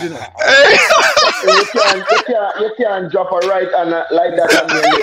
I don't know what I ring. No, but you can't drop a right hand on me and then you mute me. Hold on. You cannot drop a right hook like that on me and then you mute me. Sir Sardi, man, that's not no, man. Mr. Wellington. Sir Welly, the new format. Because you know that I'm someone that used to say to you that I want you to bring back the Ben Francis to where it was before. But I must commend you. I used to call it the Losers Cup, but no more. Yeah. I see the success of both competition. I can see it now that it was really necessary. And people are starting to respect the competition now because they give others who would have fallen out of the main competition early a chance to win something. And now that you see a JC and a Stats, it has really elevate it that other teams now really want to fight for the competition. So well done to Issa. Well done. Thank you very much, sir. I'm sneaking a quick question, Mr. Wellington. From my Shuku, memory, as a young man, Shuku, you have to pay for that question. you have to pay for the question. TVJ, was TVJ ever a sponsor for the TV rights to show? A broadcast rights holder, yes. I think. Because Yeah, man. I think so. because I don't want to push out the local guys out of it now that do the work. We appreciate the work that they do. But I was thinking, now that you say that others can come and fight for the rights, I think probably TVJ needs to wake up as well. Shuku, stop it right there. We're not advertising for any other media house right here, sir. Please. Yeah, man. You're gonna pay some money for this, Shuku. But Shuku no easy, man. Man, me put you backstage, Shuku. Anyway, Mr. Wellington. All right, so Mr. Wellington, saying Derek Price. I don't know if he's your past student, but I know he's a past student of States. Yeah, man. I'm a past student, man. Mr. Maximum respect and keep big coach too. Yeah, man. Don't have Cedric there, yeah? All right. The man did not look out for play, Reggie. And did not look out for Sa to know what they are telling us. But Sir Wellington, I never know you the bantering thing too. I watch Saudi Crest show too much,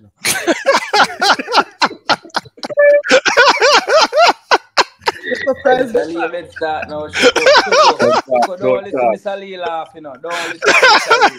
Sir Wellington, I must say, sir, it's a wonderful night and I respect, sir. You don't know how much value I've added to this Saudi Crest show just by this hour and a half. But just tell us in closing, what can we expect for tomorrow's game? What's our So obviously, I looked at the national under 20 squad in camp now. and we have 12, I think 12 or 13 of those guys who will be involved in the games tomorrow. Um, so it means that we obviously have some of the best talent in the country on display tomorrow. Um, we want to come out and support them. Some of them is the last schoolboy football game.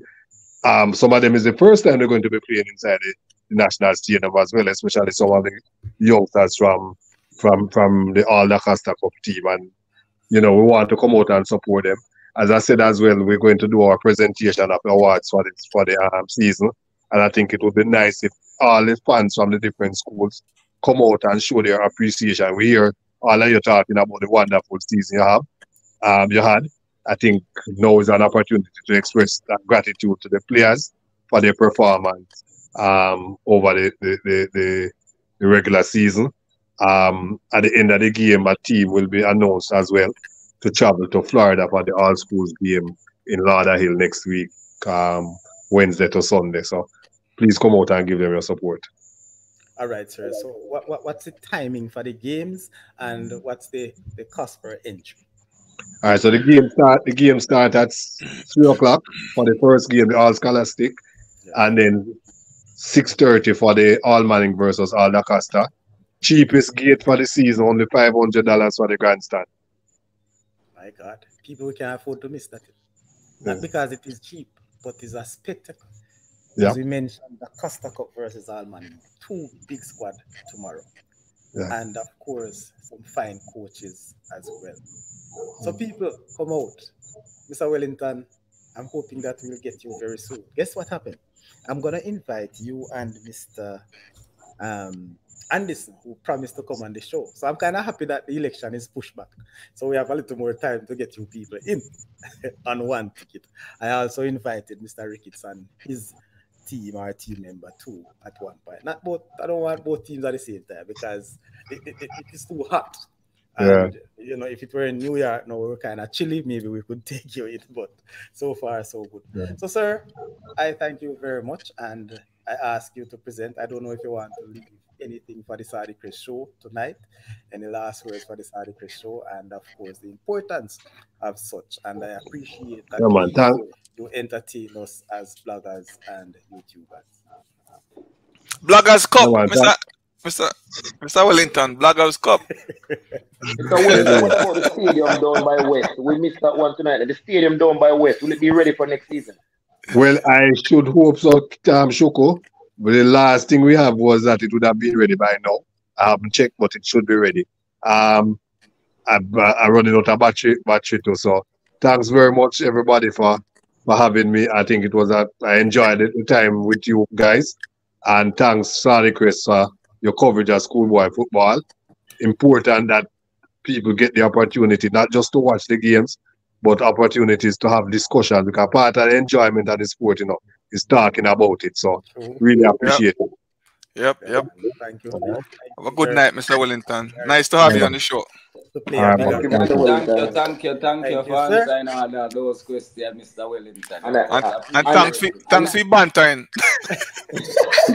All right, there's no Charlie question without the bantering, All right, so we have another 17 minutes on the show while Mr. Wellington leaves. Thank you very much again, sir. Gentlemen, what a wonderful show. Why, Shoko? Why they don't know it going on? I want for them drop them, Mr. Wellington, give me, man. So you're going like, get it drop, them drop the all. You're going like a yata alone, you get it. I have something to share with you when you come off here. So we're going to laugh tonight. Mr. Horace, pick up yourself out of Canada. You're late. I understand it's like you're just coming from work. I want to pick up everybody in the chat. And people, remember, Janice, you are from Jamaica. If you are willing, if you want to come to the game, please link me, give me a WhatsApp, and we will share the information to see how you can pick up your ticket, more than likely at the national stadium, or if there's somebody that you want to sponsor. All right, so I will get those tickets, and of course, for those who want to come to the game tomorrow, there are 5 tickets up for grab. One is already gone from Johnny. Others, I don't know if you want to sponsor anybody. Just let me know. Give me a WhatsApp, and then we will take it. All right. Why none of the Clarendon College players not in the under 20 training? My God. We answered half the ear thought that, half the ear thought that. So you can't talk that on here. But it's a question that is asked. No, Johnny, no, no. Tell it. No, but yes, sir. If I tell you the truth, him, me and Mr. Lee did a talk about that earlier. You see me? And I've gotten some insight. it's really a shame that really how you have to play Dakar stack up, just Dakar stack up season just finish, and you can't make a under, and you not have the age to make a under 20. Yes, man, it is possible. That don't sound good. You don't have the age to make a under 20. Kind of like Depends on when your birthday comes. Tom, the under 20 that training now, there are players who will be 20 at a particular time when the competition or the World Cup starts. Yeah. Them so, too old because some of them are 2019 now and stuff. Right. So if you know that when the competition starts, they won't eligible to play, it doesn't make sense of them in a squad now. No, man, I know that when I say them now, but me I say you play that Costa Cup, right, Sadi? And why you play that Costa Cup up to so old age? You understand me? I say it's like that. That's a one thing I should have asked Mr. Wellington. So you see, should have a cut-off age bracket. But the cut-off is 19. If you are 19 after September of the year of the competition, you can play. So that is the cut-off. The point that you really because but if you look at what me I say, Sadi, under 20, you just play schoolboy football, right? Yes. And you don't have the age to make a under 20 squad. And I'm saying, and you cannot make the senior squad either. Tom, look at it this way, and let us look at how it is structured. Now, if I am 19 now, because you have players who have been 19 September 1. Are you with me? You get me, I say? Yeah, man, I listen to you, sorry, man. No, with these world competition, they don't use the after September 1. No, man, I not worry about the age and say they not make a team and them thing that's hard. No, but you say them should in a school so long. Yeah, but that is up to the teams, the players, and so on. But what I'm saying too, and we had this conversation before, the opportunities that we have in Jamaica to have our youngsters excel when they are doing well are far and few. So why would I expect them to go and play or get into pro? Where is the pro football here in Jamaica? Remember, it's tough. Right through. If you look for me and say was hard. Yes, I mean, be fully aware. I'm understanding. I may have a point too. I love that point. But you also have scouts who come to Jamaica, yes, to look for these exciting players. You know, one other thing is that I'm going to say this to you. The scouts don't come to them or come look for the players when they are 15 or 16, But yesterday we are talking about the players them to go overseas and leave schoolboy football, Them scouts don't come look for them players until them 18, 19. Because most of these scouts, I understand where still. Yeah, they are academics. So if we get into the college or university, that's good for them. That's where they are looking. No, but tell you what I say now, sir. So for instance, them, like for instance, to reach 18, the schoolboy football kind of set up a waiting, sir. Because I remember say you have 14-year-old play that Costa Cup and Manning Cup, 15-year-old and 16-year-old, and then you have them play against 19-year-old and all of that thing. You understand me, I say? So what me I think say me know say it system don't set up and they don't have them rules them and stuff like that. Yes. But what me think say it better the development it am better if them really play against them age group them a play against. Mix like how it mix with the 14 or 15 mixed with 19 or 18 or 17. And I'm again, I'm again. You see, because of the reason for these competition, yes, and what the purpose of ISA is all about, it's very difficult for you to say that. Why? ISA has made it Easy. So you have under 14, under 16, and the under 19s. They don't say that those who play under 14 should can't play under 16 or can't play under 19. It's up to the schools, the parents, and the youth themselves if they are able to matriculate and to be competitive at that level. It is called schoolboy football. Yes. So you see, one of the things is too, and it goes to show you the lack we have for development opportunities in the country. Yeah, that me I say, man, how far we there in a development of that me I talk about, you see me? Yeah, man. So Johnny's Brian, Jamaicans foreign crazy. That's what Aaron is saying to Johnny's. Leon Powell, big up yourself, Leon. You are thinking like most Jamaica and maybe JFF expecting school to develop athletes for the national program. So who are thinking like most Jamaicans, Leon? School age and school competition. You see, that's one of the things, and we can continue this debate, because of how we see it and what we expected it to. But you see, people, when you're in the schools, yes, and as a teacher, you're expecting the students around you to put their best foot in academics. So that's the why they extra are should the be at school at 19. The extra are the core curricula, which is in this case football. Give those opportunity, because we're not saying that if you can't pass 7 subjects at 6, you can't play football.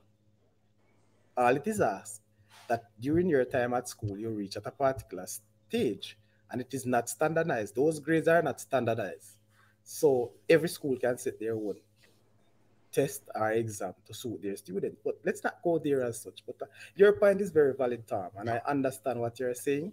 And it's just unfortunate because of the nature of what schoolboy football brings. That's why we're having because all of this in a Saudi. It's because Can I say something, are the leaders, them are school, the old boys, them will control the school. It's like then we do anything to bring back the players them, because some of the players them have all the grades to go forget we can move on, but them still bring them back same way, just because them want them play extra year for winning. Me know, and your team is of such where a lot of people talk. No, but sorry, my team are one of the biggest team for blame. Say every man can, say, my team me about, and my team me about. So and nobody else team me about, sorry. And my team. But me say that stranger, because you know what happened? Moving on is one thing. The opportunity that is there is the other thing. Yes, that's true. That's a point. That's a good point. Good point. Opportunity is another big thing in origin. Good point. Tell you yes or no. All right, Shoko, jump in. You tell me to jump in when you steal my point that I want to make, because I was saying, come on, Asadi, man, you can't take a little banter in one man. No, come like you never know what you're going to say, and you just say somebody steal your point. Come on. I laugh after you, brother. Tom, when you're saying what you're saying, I was saying, how ironic is it that Tom is calling for this rule, and probably if this rule was in place 3 years ago, you would have won your last 3 titles. Let me finish, make my point, sir. What I'm trying to say is this, right, Sir Sadi?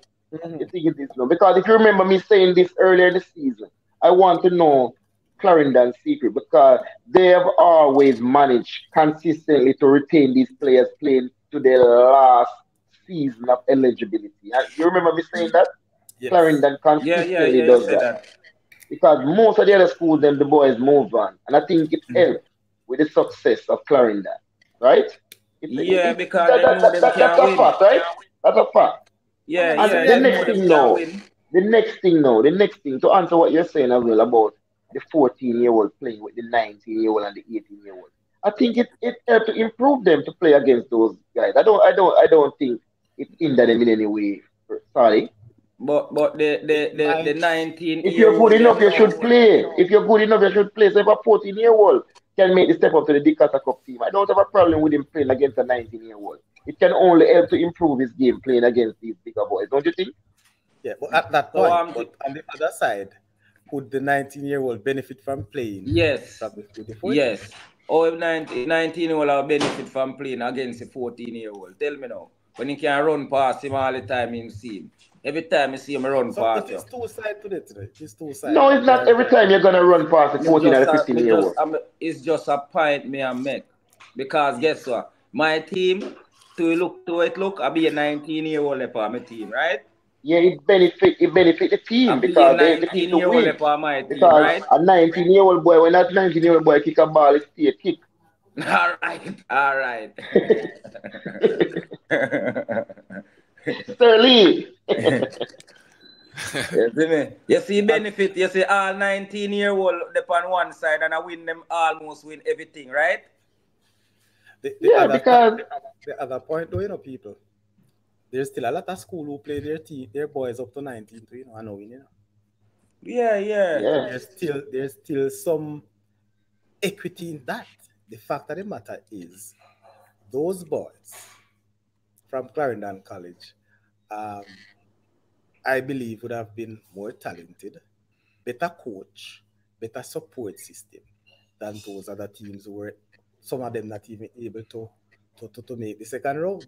You see, yeah, man, Clarendon consistent, man. They have a good thing going on down there. It's not luck. Don't come here and talk them things. Don't come here and talk them things. I saw the play from him 12 to 19. Which part? Which other side you talk about?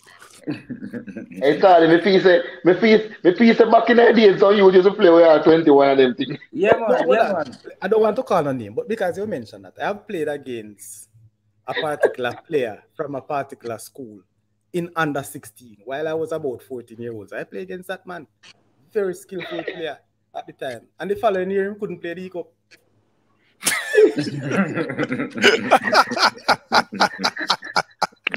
Some of them boys that we used to see.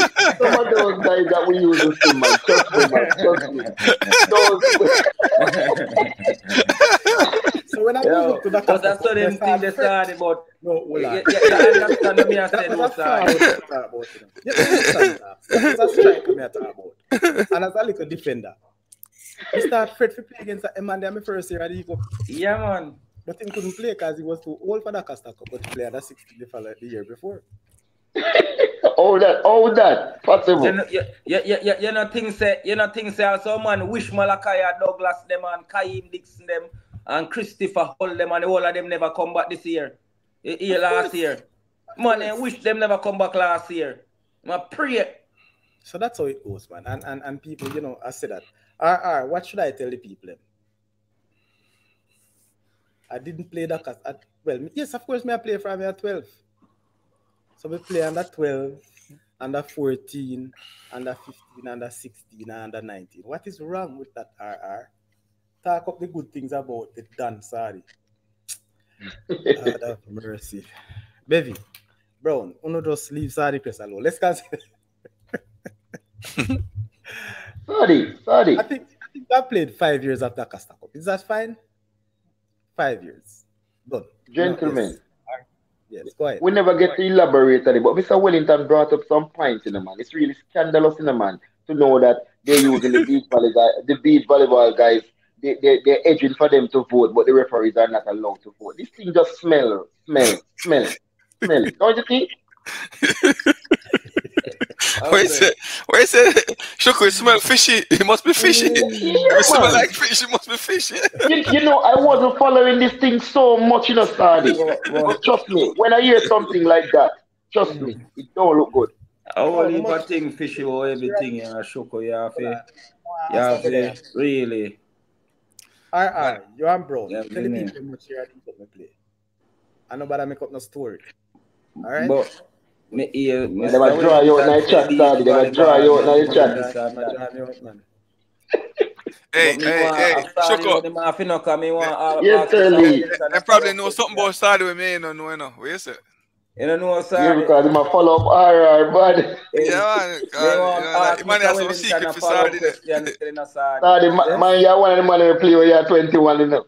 No, Mr. Wellington, me want to ask him a follow-up question on the beach volleyball thing when comment on and say them would do this. Yeah, because the name, you know, Andrew Price, you know.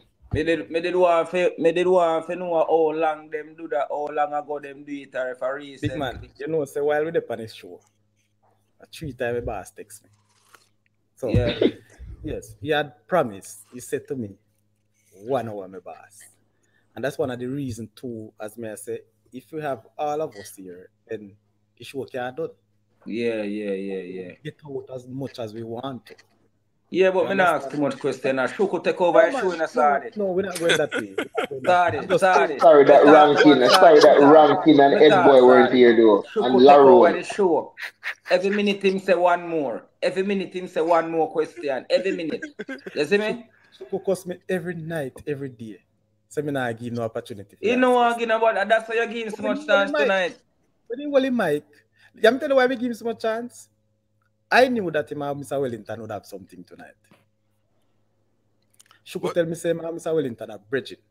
yeah, that's why I shouldn't allow to And ask no question, you we know. had the conversation and I tell Because him you can't go why. check Mr. Wellington on a school and Me chat all didn't you know want. say man, Mr. Wellington so close. So Yeah. him know say Shuko accompany show, you know. Yo, I My know me brethren, know man. some things, you know. Yo, My I, brethren, So man. yo, people, My one of the brethren. things I want to Saudi. say to you, one of the things I want to say No, to you, me know some things, you know. one of the things I want to No, say me to know you. some things, you know. Hey Tom, you said the thing still, but trust me, if Mr. Wellington had run him that win, you know? Hmm? If No, Mr. man, that's Wellington what me was a running, talk he about. would have won. No, you know, say not necessarily. Let me tell you why a problem. If it The is bureaucracy. wide, if it is a wider Jamaica voting, Raymond and this win. You see Yeah, this true. delegate thing. You see this delegate thing. Trust me, Bridget. Remember, you know, if I am the president, Licky thing. I mean, I view people as in my back. All right, save my way I have to deal with. Save my way the panic, right? So you know, say it can't tie. Mm. So we include nice But things. Saudi, you see, them have to have a more balance. You see me? It's like them not him and this him party not that balance either. When me listen to Mr. Wellington, same way. You see me? Me have a You think talk. so? It's like them not balance either. It's like them more to one side of certain stuff. Like towards like him only emphasize like really on the Jamaican players them. Because our You see people me? want here You see me? politics. No, Our but no, you're not looking But at Saudi and what Saudi, people you know, if want you here or allow what Tom they to say this right now, you know, thing. because the gentleman was right Saudi, here. it's No, not man. what people want here or what is the right thing. Tom, don't get caught up in this part. Let me tell you. Saudi and What are not this part I heard, Saudi. Me not Hold on. There's a lot in the manifesto, you know. But as what you say, what is it that they are driving?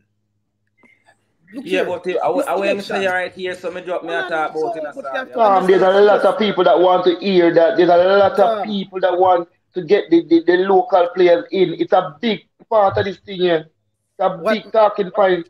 Mr. Yes, and that me I Wellington, tell you, man. hold on, man. But you What have to Mr. be more Wellington, balance. sir, what Mr. Wellington is speaking of, he's not speaking on a general hierarchy because he's just speaking based on why he joined the team and so on. So he's giving his part. And you don't believe, you don't realize that he says that because he knew that a lot of Jamaicans, even as delegates, he knew they know which party things split in a region.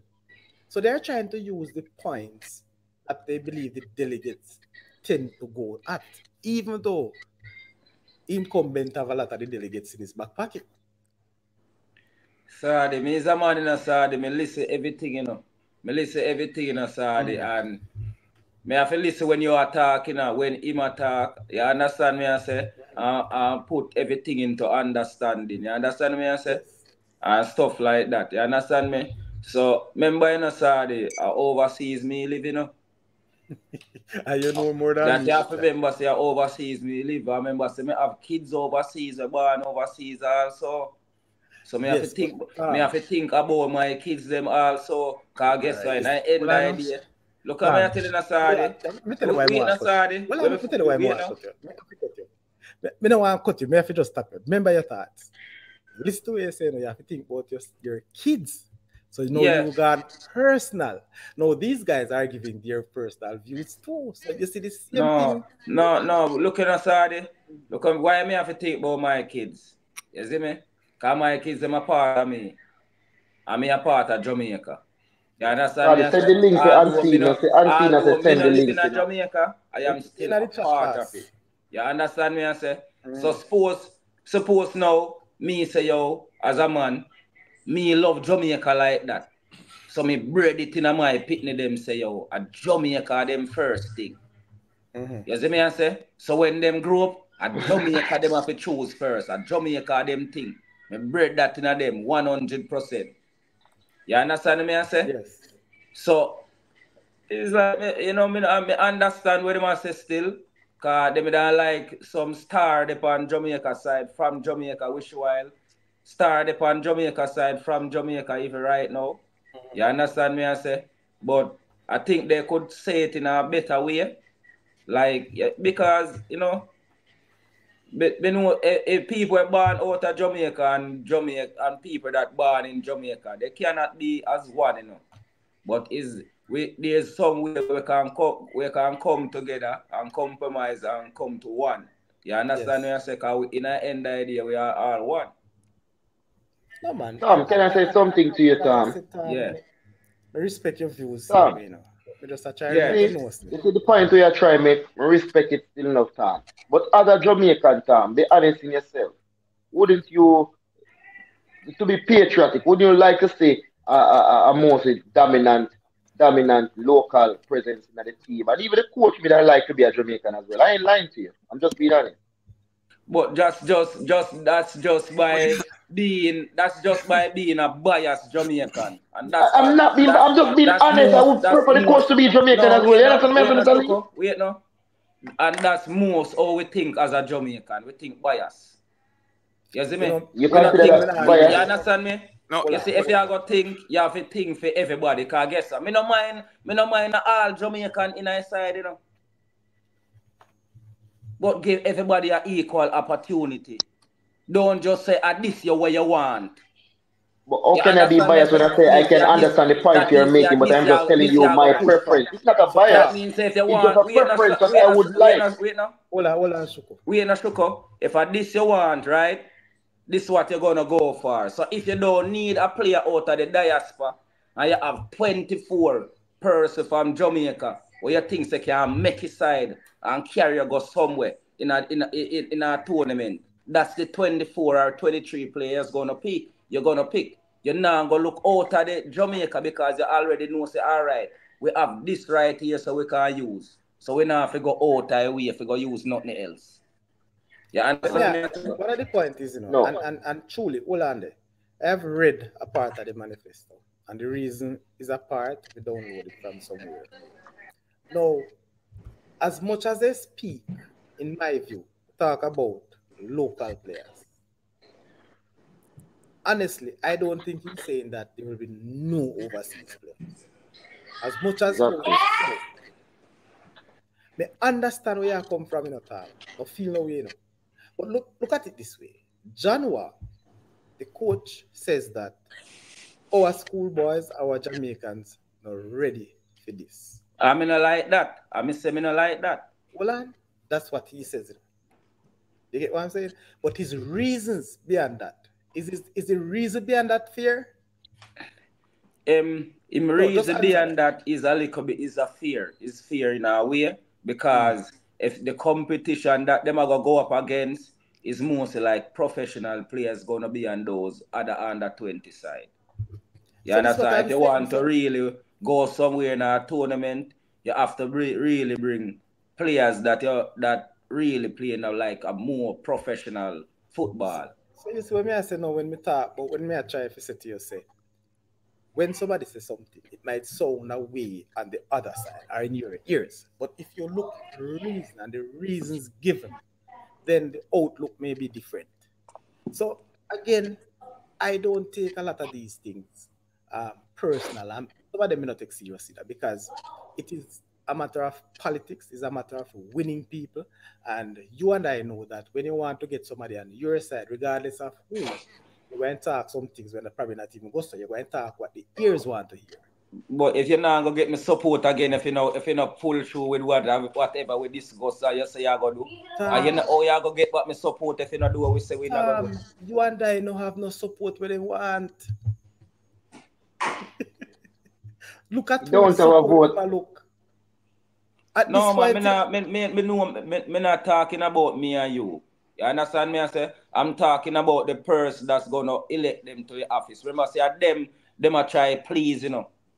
that me I try They to do tell you, what say, them are Joshua, doing, you know, the listen, no man. person that I'm, the voters, they please trying to please the voters because this is what the voters them want. Tom, you think these delegates will vote on the best interest of football right now? They might vote for the likes. I tell you that.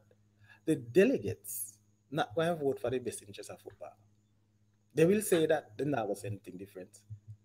Because, for example, Been going on for years. so many of us talking about the inadequacy or the poor performance of this Michael Ricketts led administration. Wrong, I'm right. Right, you're But right, you're right, you're right, you're right. but if you had the chance, you'd rather go with Ricketts than a Raymond. Not true. What you say? Rephrase the question, Sadi. You complain about the poor performance of the Michael Ricketts administration. Or Yeah. Ricketts. But if you have opportunity right now, you would go for Ricketts than go for Anderson. Don't it? Sadi, the only reason, the No man. only reason. We don't want to give you reason Sadi. yet. Just No, like wait, that. no, Sadi, wait, no, Sadi. The only reason, I would go for nobody. The only reason why me don't tilt for one side is because of how them present the stuff, certain stuff. You understand me? I say, and it's like them not have. It's like them only mentioning Put away about that left certain hand. stuff. Put away that hand. It's like them only mentioning about certain stuff. You understand me? I say, Sadi. Mm-hmm. So in other way there. Remember, you know, Sadi, me for every Jamaican, you know. You understand? Shit. Yeah, me for every Jamaican, you know, Sadi. You understand me? I say, Yeah. not just a Jamaican, them were born in Jamaica. Cause I was born in Jamaica also, but my kids are not born. I mean, know, say, whole heap of people left Jamaica early and then picnic them born overseas and all of these things. Which while I know some of them are not for them choice. It just happen because certain things.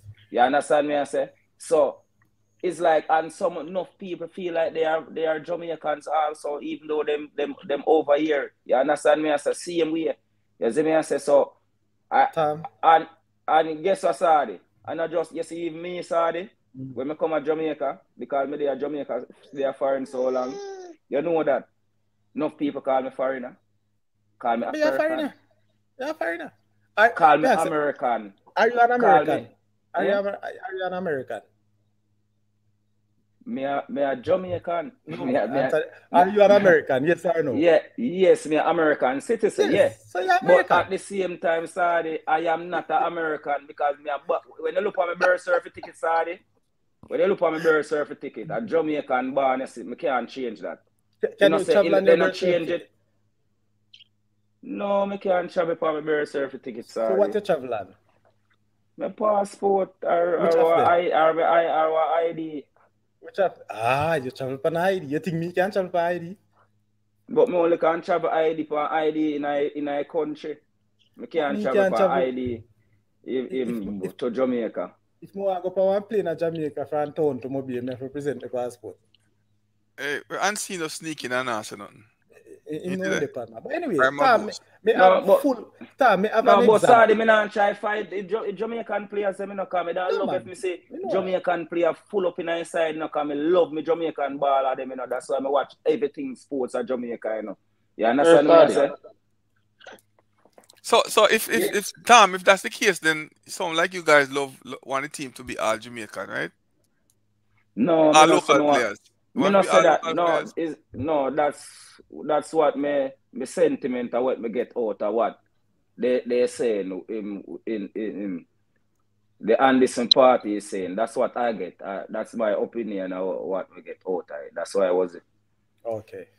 But if them sentiment is to get our locals players, how come you not have so much people that turn out for Jamaica Premier League? If them like so much local player.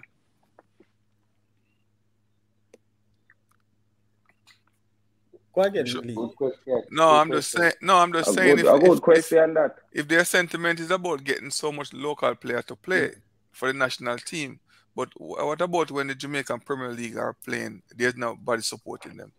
So what you think? What you think gonna happen when Mr. they have? Lee, Huh? Mr. Lee, Yeah, you yeah. know, seem like how we blame the movies and all of these things for influencing the youth their mind to be as violent as the societies in Jamaica now. We can blame the European football and all these footballs for keeping in a lot of the people them from going out to watch the local football.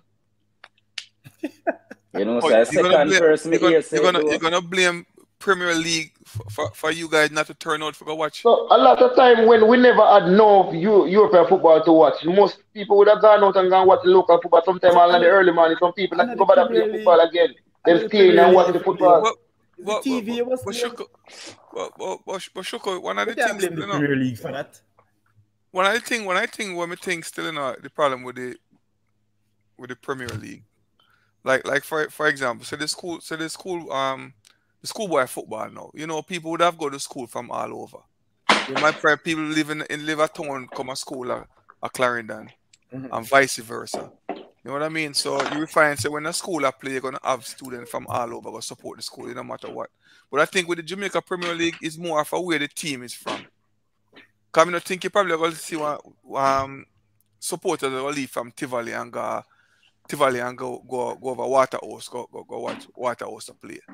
You know what I mean? You might only have fans from Waterhouse go to support Waterhouse.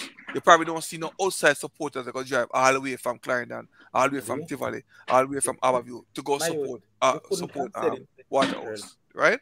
You So have said it. in my opinion, I think that's one of the problem. No, Let me no. say something. I don't think Tom was being fair to Mr. Wellington because the point Mr. Wellington was making, right? Mr. Wellington was saying when you have a youth coming through a step from the 7 to 11, you know this youth here represent the school. You kind of have a bond with him. You watch him growing at the school and he's playing for the school, and you can. That's the way sometimes you'd like to see them transcend to the national team. You have that more bond with them. You understand? And we all would like to see that. We all would like to see Kyan With Dixon a, playing for Jamaica. We yeah, all with would a, like to see a goal playing for Jamaica, making that yeah, transition. yeah, And, yeah. and we have that with them, that you listen with them. You understand what I'm saying? So that was Yeah. one of his points that he was trying to make. Because this thing don't happen only in Jamaica in the time. Because this youth that play for Brentford, Bueno, I think recently, the last tournament that played, he was at the World Cup representing one of those African countries. His parents might have been from there and he was representing them. But the crowd, they never banned to him, and the least mistake in making the team, they were on his back. So it's not only Jamaicans alone. And my next point that I make to you, I said that would have been my preference. But realistically, I am a very competitive person. I want to see Jamaica do well. So if the foreign players is gonna help us to do well, I welcome them. But my preference would be to see these players make the transition, these youths coming from the schoolboy football make the transition to play for us in the national team. That would have been my preference. But realistically, it's not gonna happen like that, and I'm not gonna try to boycott the overseas players. I would like to see a Jamaican coach in Jamaica. But at the level right now, they're not good enough. But you can't tell me that you yourself wouldn't prefer to see a Jamaican coach in the national. Everything Jamaican, but the development of it better than that. We not have a Answer my coach develop. question, though. Answer my question. No, Answer my me say question. of course me don't like to say what you talk about. I would like to say that as a Jamaican. I understand me I say? Okay. But at the same time, the development our players them we always push them too fast and feel say them ready for this or ready for that more time when them not ready officially. You understand me I say? And more time we mess up the players them. You understand me I say? When we are push them and I say, yo, yeah, this, yeah, that, yeah, go do this, yeah, go do that. You see me I say, look on Tyreek Maggie.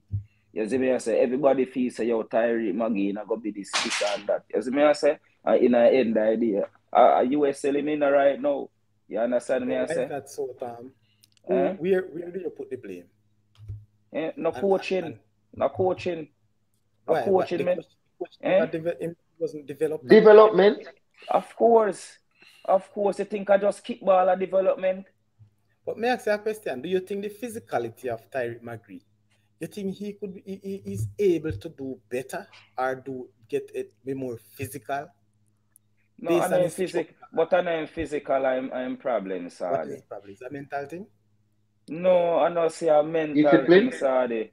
Him, if Tyreek Magee, him not fully developing, him have skills and Mm-hmm. thing, but him ball knowledge is not 100% on the ball field. Him movements Sorry, and check the chat. the The chat. reading of the game and all of this thing is not 100%. You understand? The movements off the ball. And that lot of people don't know about you. Your movements off the ball is very important to your game. And so Some what players I'm saying is that feel like them enough is tackling to tackle, none at all. And when them reach to that stage, when them go overseas, them are going to learn, say, you need to chop back. You need to do this. You need to do that. When them there Jamaica, them don't have to do that. Because let me use nobody a, now tell them to chop back. and RR, sometimes you have to look at the level at which these youngsters operate. And let me get this. Let me try to explain what I mean.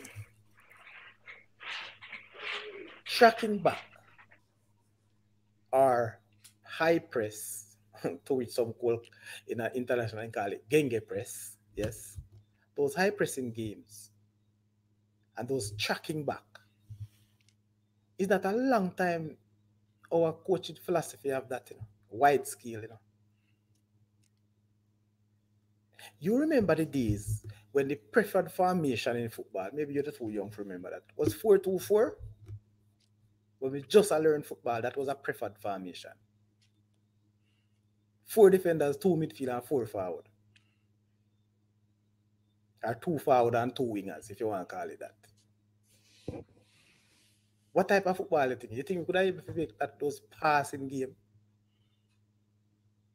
No, because it wasn't in that space. So it was more of a quick transition football. 2 men in midfield, you're not going to pass this ball around and keep this football like no volley. Yes. So with that game, we give the forward them a lot of run. So ball used to swing from back, and that's where this English ball and Italian thing come from, and long ball, running football. But the game has actually evolved now, yes. And people develop one different type of football where formation come into play and people start say, all right, let's start having some control of this football. And the Brazilians started to keep this football and walk it around. And the Spanish come and start about this tiki-taka thing. So a Tyreek Magee, for that argument, would not fit a 4-2-4 formation,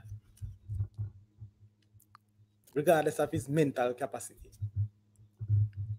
but because of his physical capacity. Right? I look at this guy and in my own team, Liverpool, and to date, I still don't believe that Klopp should have used Alexis McAllister like that. Nowhere farm should McAllister be playing in a deeper midfield role.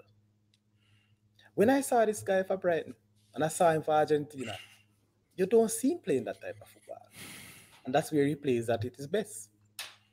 But at his stage in life and career, he's now getting the understanding and the belief and the coaching and the management to say, look, I want you to start learning this defensive part of the game. Because I'm sure that Klopp gonna change him, when he gets that right player, But because of how Klopp play heavy metal football, you go forward, you come back. You go forward, you come back. That's what he wanted. But that now give McAllister best football. So likewise with that Tyreek Magee. So again, him can develop that if he really love the football, if he have that physicality to do it. Yes, but look here, you should have do that long time. Everyone the players them in a where they are film levels and film age already know that long time. What them for do? What for this, that. And that I problem when I say the development of the players, them coaching. Right now, me not tell a lie, it's like the coaching are going in one better direction right now because they have more coaching and get better license and stuff like that. Which while that we want to see the development getting better and better. So by 10, 15 years from now, at them the time, they may go see some real top-notch Jamaican coming out of Jamaica say, yes, we're ready. If them take a development part serious or really develop a player. And don't say, develop no player, say, this may develop you for a national team. Develop all of the players them. You don't know which one are going to make a national team. Don't say this man is for the national team. But how you Let the develop players. Hey guy, me out, you know. Good night, here. I see it. Big up yourself, Mr. Lee. Yeah, man, later. Good night. Talk to you guys later. Lee, give me 2 minutes. We're going to close the show because I have something I want to say. Mr. Lee, go and sleep. You see you Unseen. I'm tired, man. Beat up. Unseen just come in and just not Nobody a long time. I wait on Saturday to give me a chance about him now, sir. But here, man, I've been asked you. Man, been asked you, sir. Mr. Lee ask you, boss. I say Unseen there. Mr. Lee. What on the year, my child? Mr. Lee is the co-host in a boss. No, tell one of them that talks to me, I listen, you know? No, man. So, you listen, because we're about to close the show. Let me ask you to give us your few cents. I'm giving you undisturbed. So go ahead. Oh, the election and so on? Yes, man. Anything, man. Anything by your mind. You're close to that. You're close to the election. So why? Kind of try to stay far or not try to put certain things on my platform when they come on to the election. We don't blame you, Unseen. But if you ask me, seriously speaking, the football need a clean up. The level of corruption and from both sides, I don't think any of them suitable for run this country football. If you ask me. You understand me? So Unseen sports neutral, me depend on no side, nobody can. If me have a vote, me not vote. You don't have a vote, man. That's why I said that. Just I said. For real. If I vote, me not vote. Yeah? Unseen. One phone call and you'd have vote, you know. Yes, RR. Me about them primary school there. From who? Okay. From who? You can't call no name for that. Man, them say I better join one entity them. You're mad. You have a vote when you have a vote. Yes, your question, RR. Listen to me. You see me as an individual, number one, I always try to create work for myself. See me? So I don't depend on people for paying me. Number one. Or no entity for paying me. No, man, that don't make sense, man. You have to depend on an entity for pay you, brother. You have a 9 to 5 and you have to depend on them for pay you. I can't live for 95 now, I'm still alright. So who pay you? You work for yourself? Yeah. You got YouTube. But the thing about it, but him still have to depend on people to pay my YouTube. You know, we're technically, but at the end of the day, now we're technically, but it becomes automatic now. Like, people are going to watch it. No matter where the people are going to watch the video. If I have 100 people watch me, still make money, you know?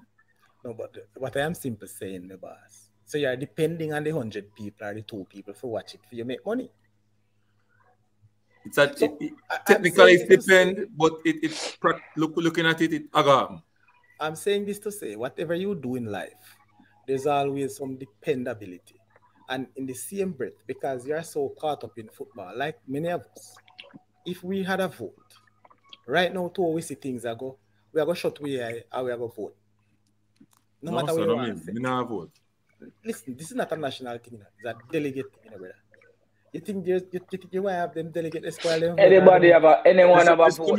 Listen to me now. Me someone believe in a truth. When me hear Unseen, sorry for cut you.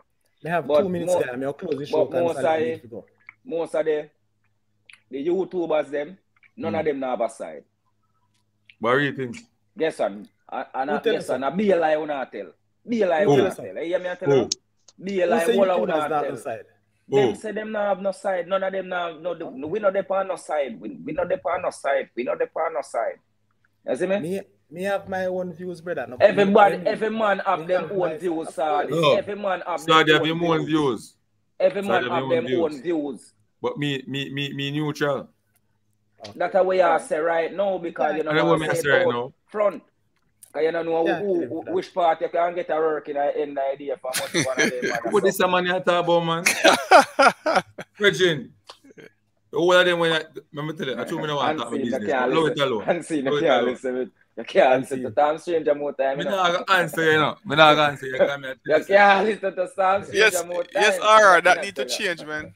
Listen to me, I say. Them primary school they need to have some competition. You know what mash up now for the youth them and the coach in Jamaica? Them too little can run up in a JFF thing too much. Bro. One of the things, people, and we sure that JFF are a mixture. I want to say thank you very much for joining us. Those persons in the chat, big up yourself. And as always, your participation, RR, where I say, man, RNR, big up yourself, Mr. Horace. All right, Unseen who join us is still here. And I want to say blessings to all of you. We want to big up the lady Janice, Mrs. Jamaica. I want to see Janice. Make sure you come pick up a ticket now and tell me who you are.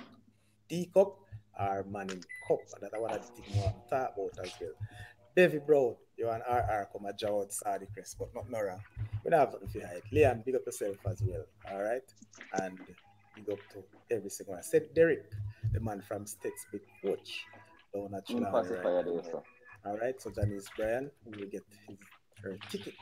You know that. So remember, if you have somebody who you want to send on a ticket to, just let me know. Send me the request. All right. Laroon, big up yourself. Anthony, big up yourself as well. Thank you very much for joining. And we want to say this is where we say goodbye and good night. Another big show and blessings. Thank again to the one they call Mr. Keith Wellington. I believe he is the best sports administrator over the past 3 years. No doubt, and I won't retract that any at all. All right, Mr. Man with him pizza, the kind of pizza that you have in Boston, you know, watch it in the bar. Hey. All right, thank you very much, Mr. Hey, Tom, you're a Yankee, you know. All right.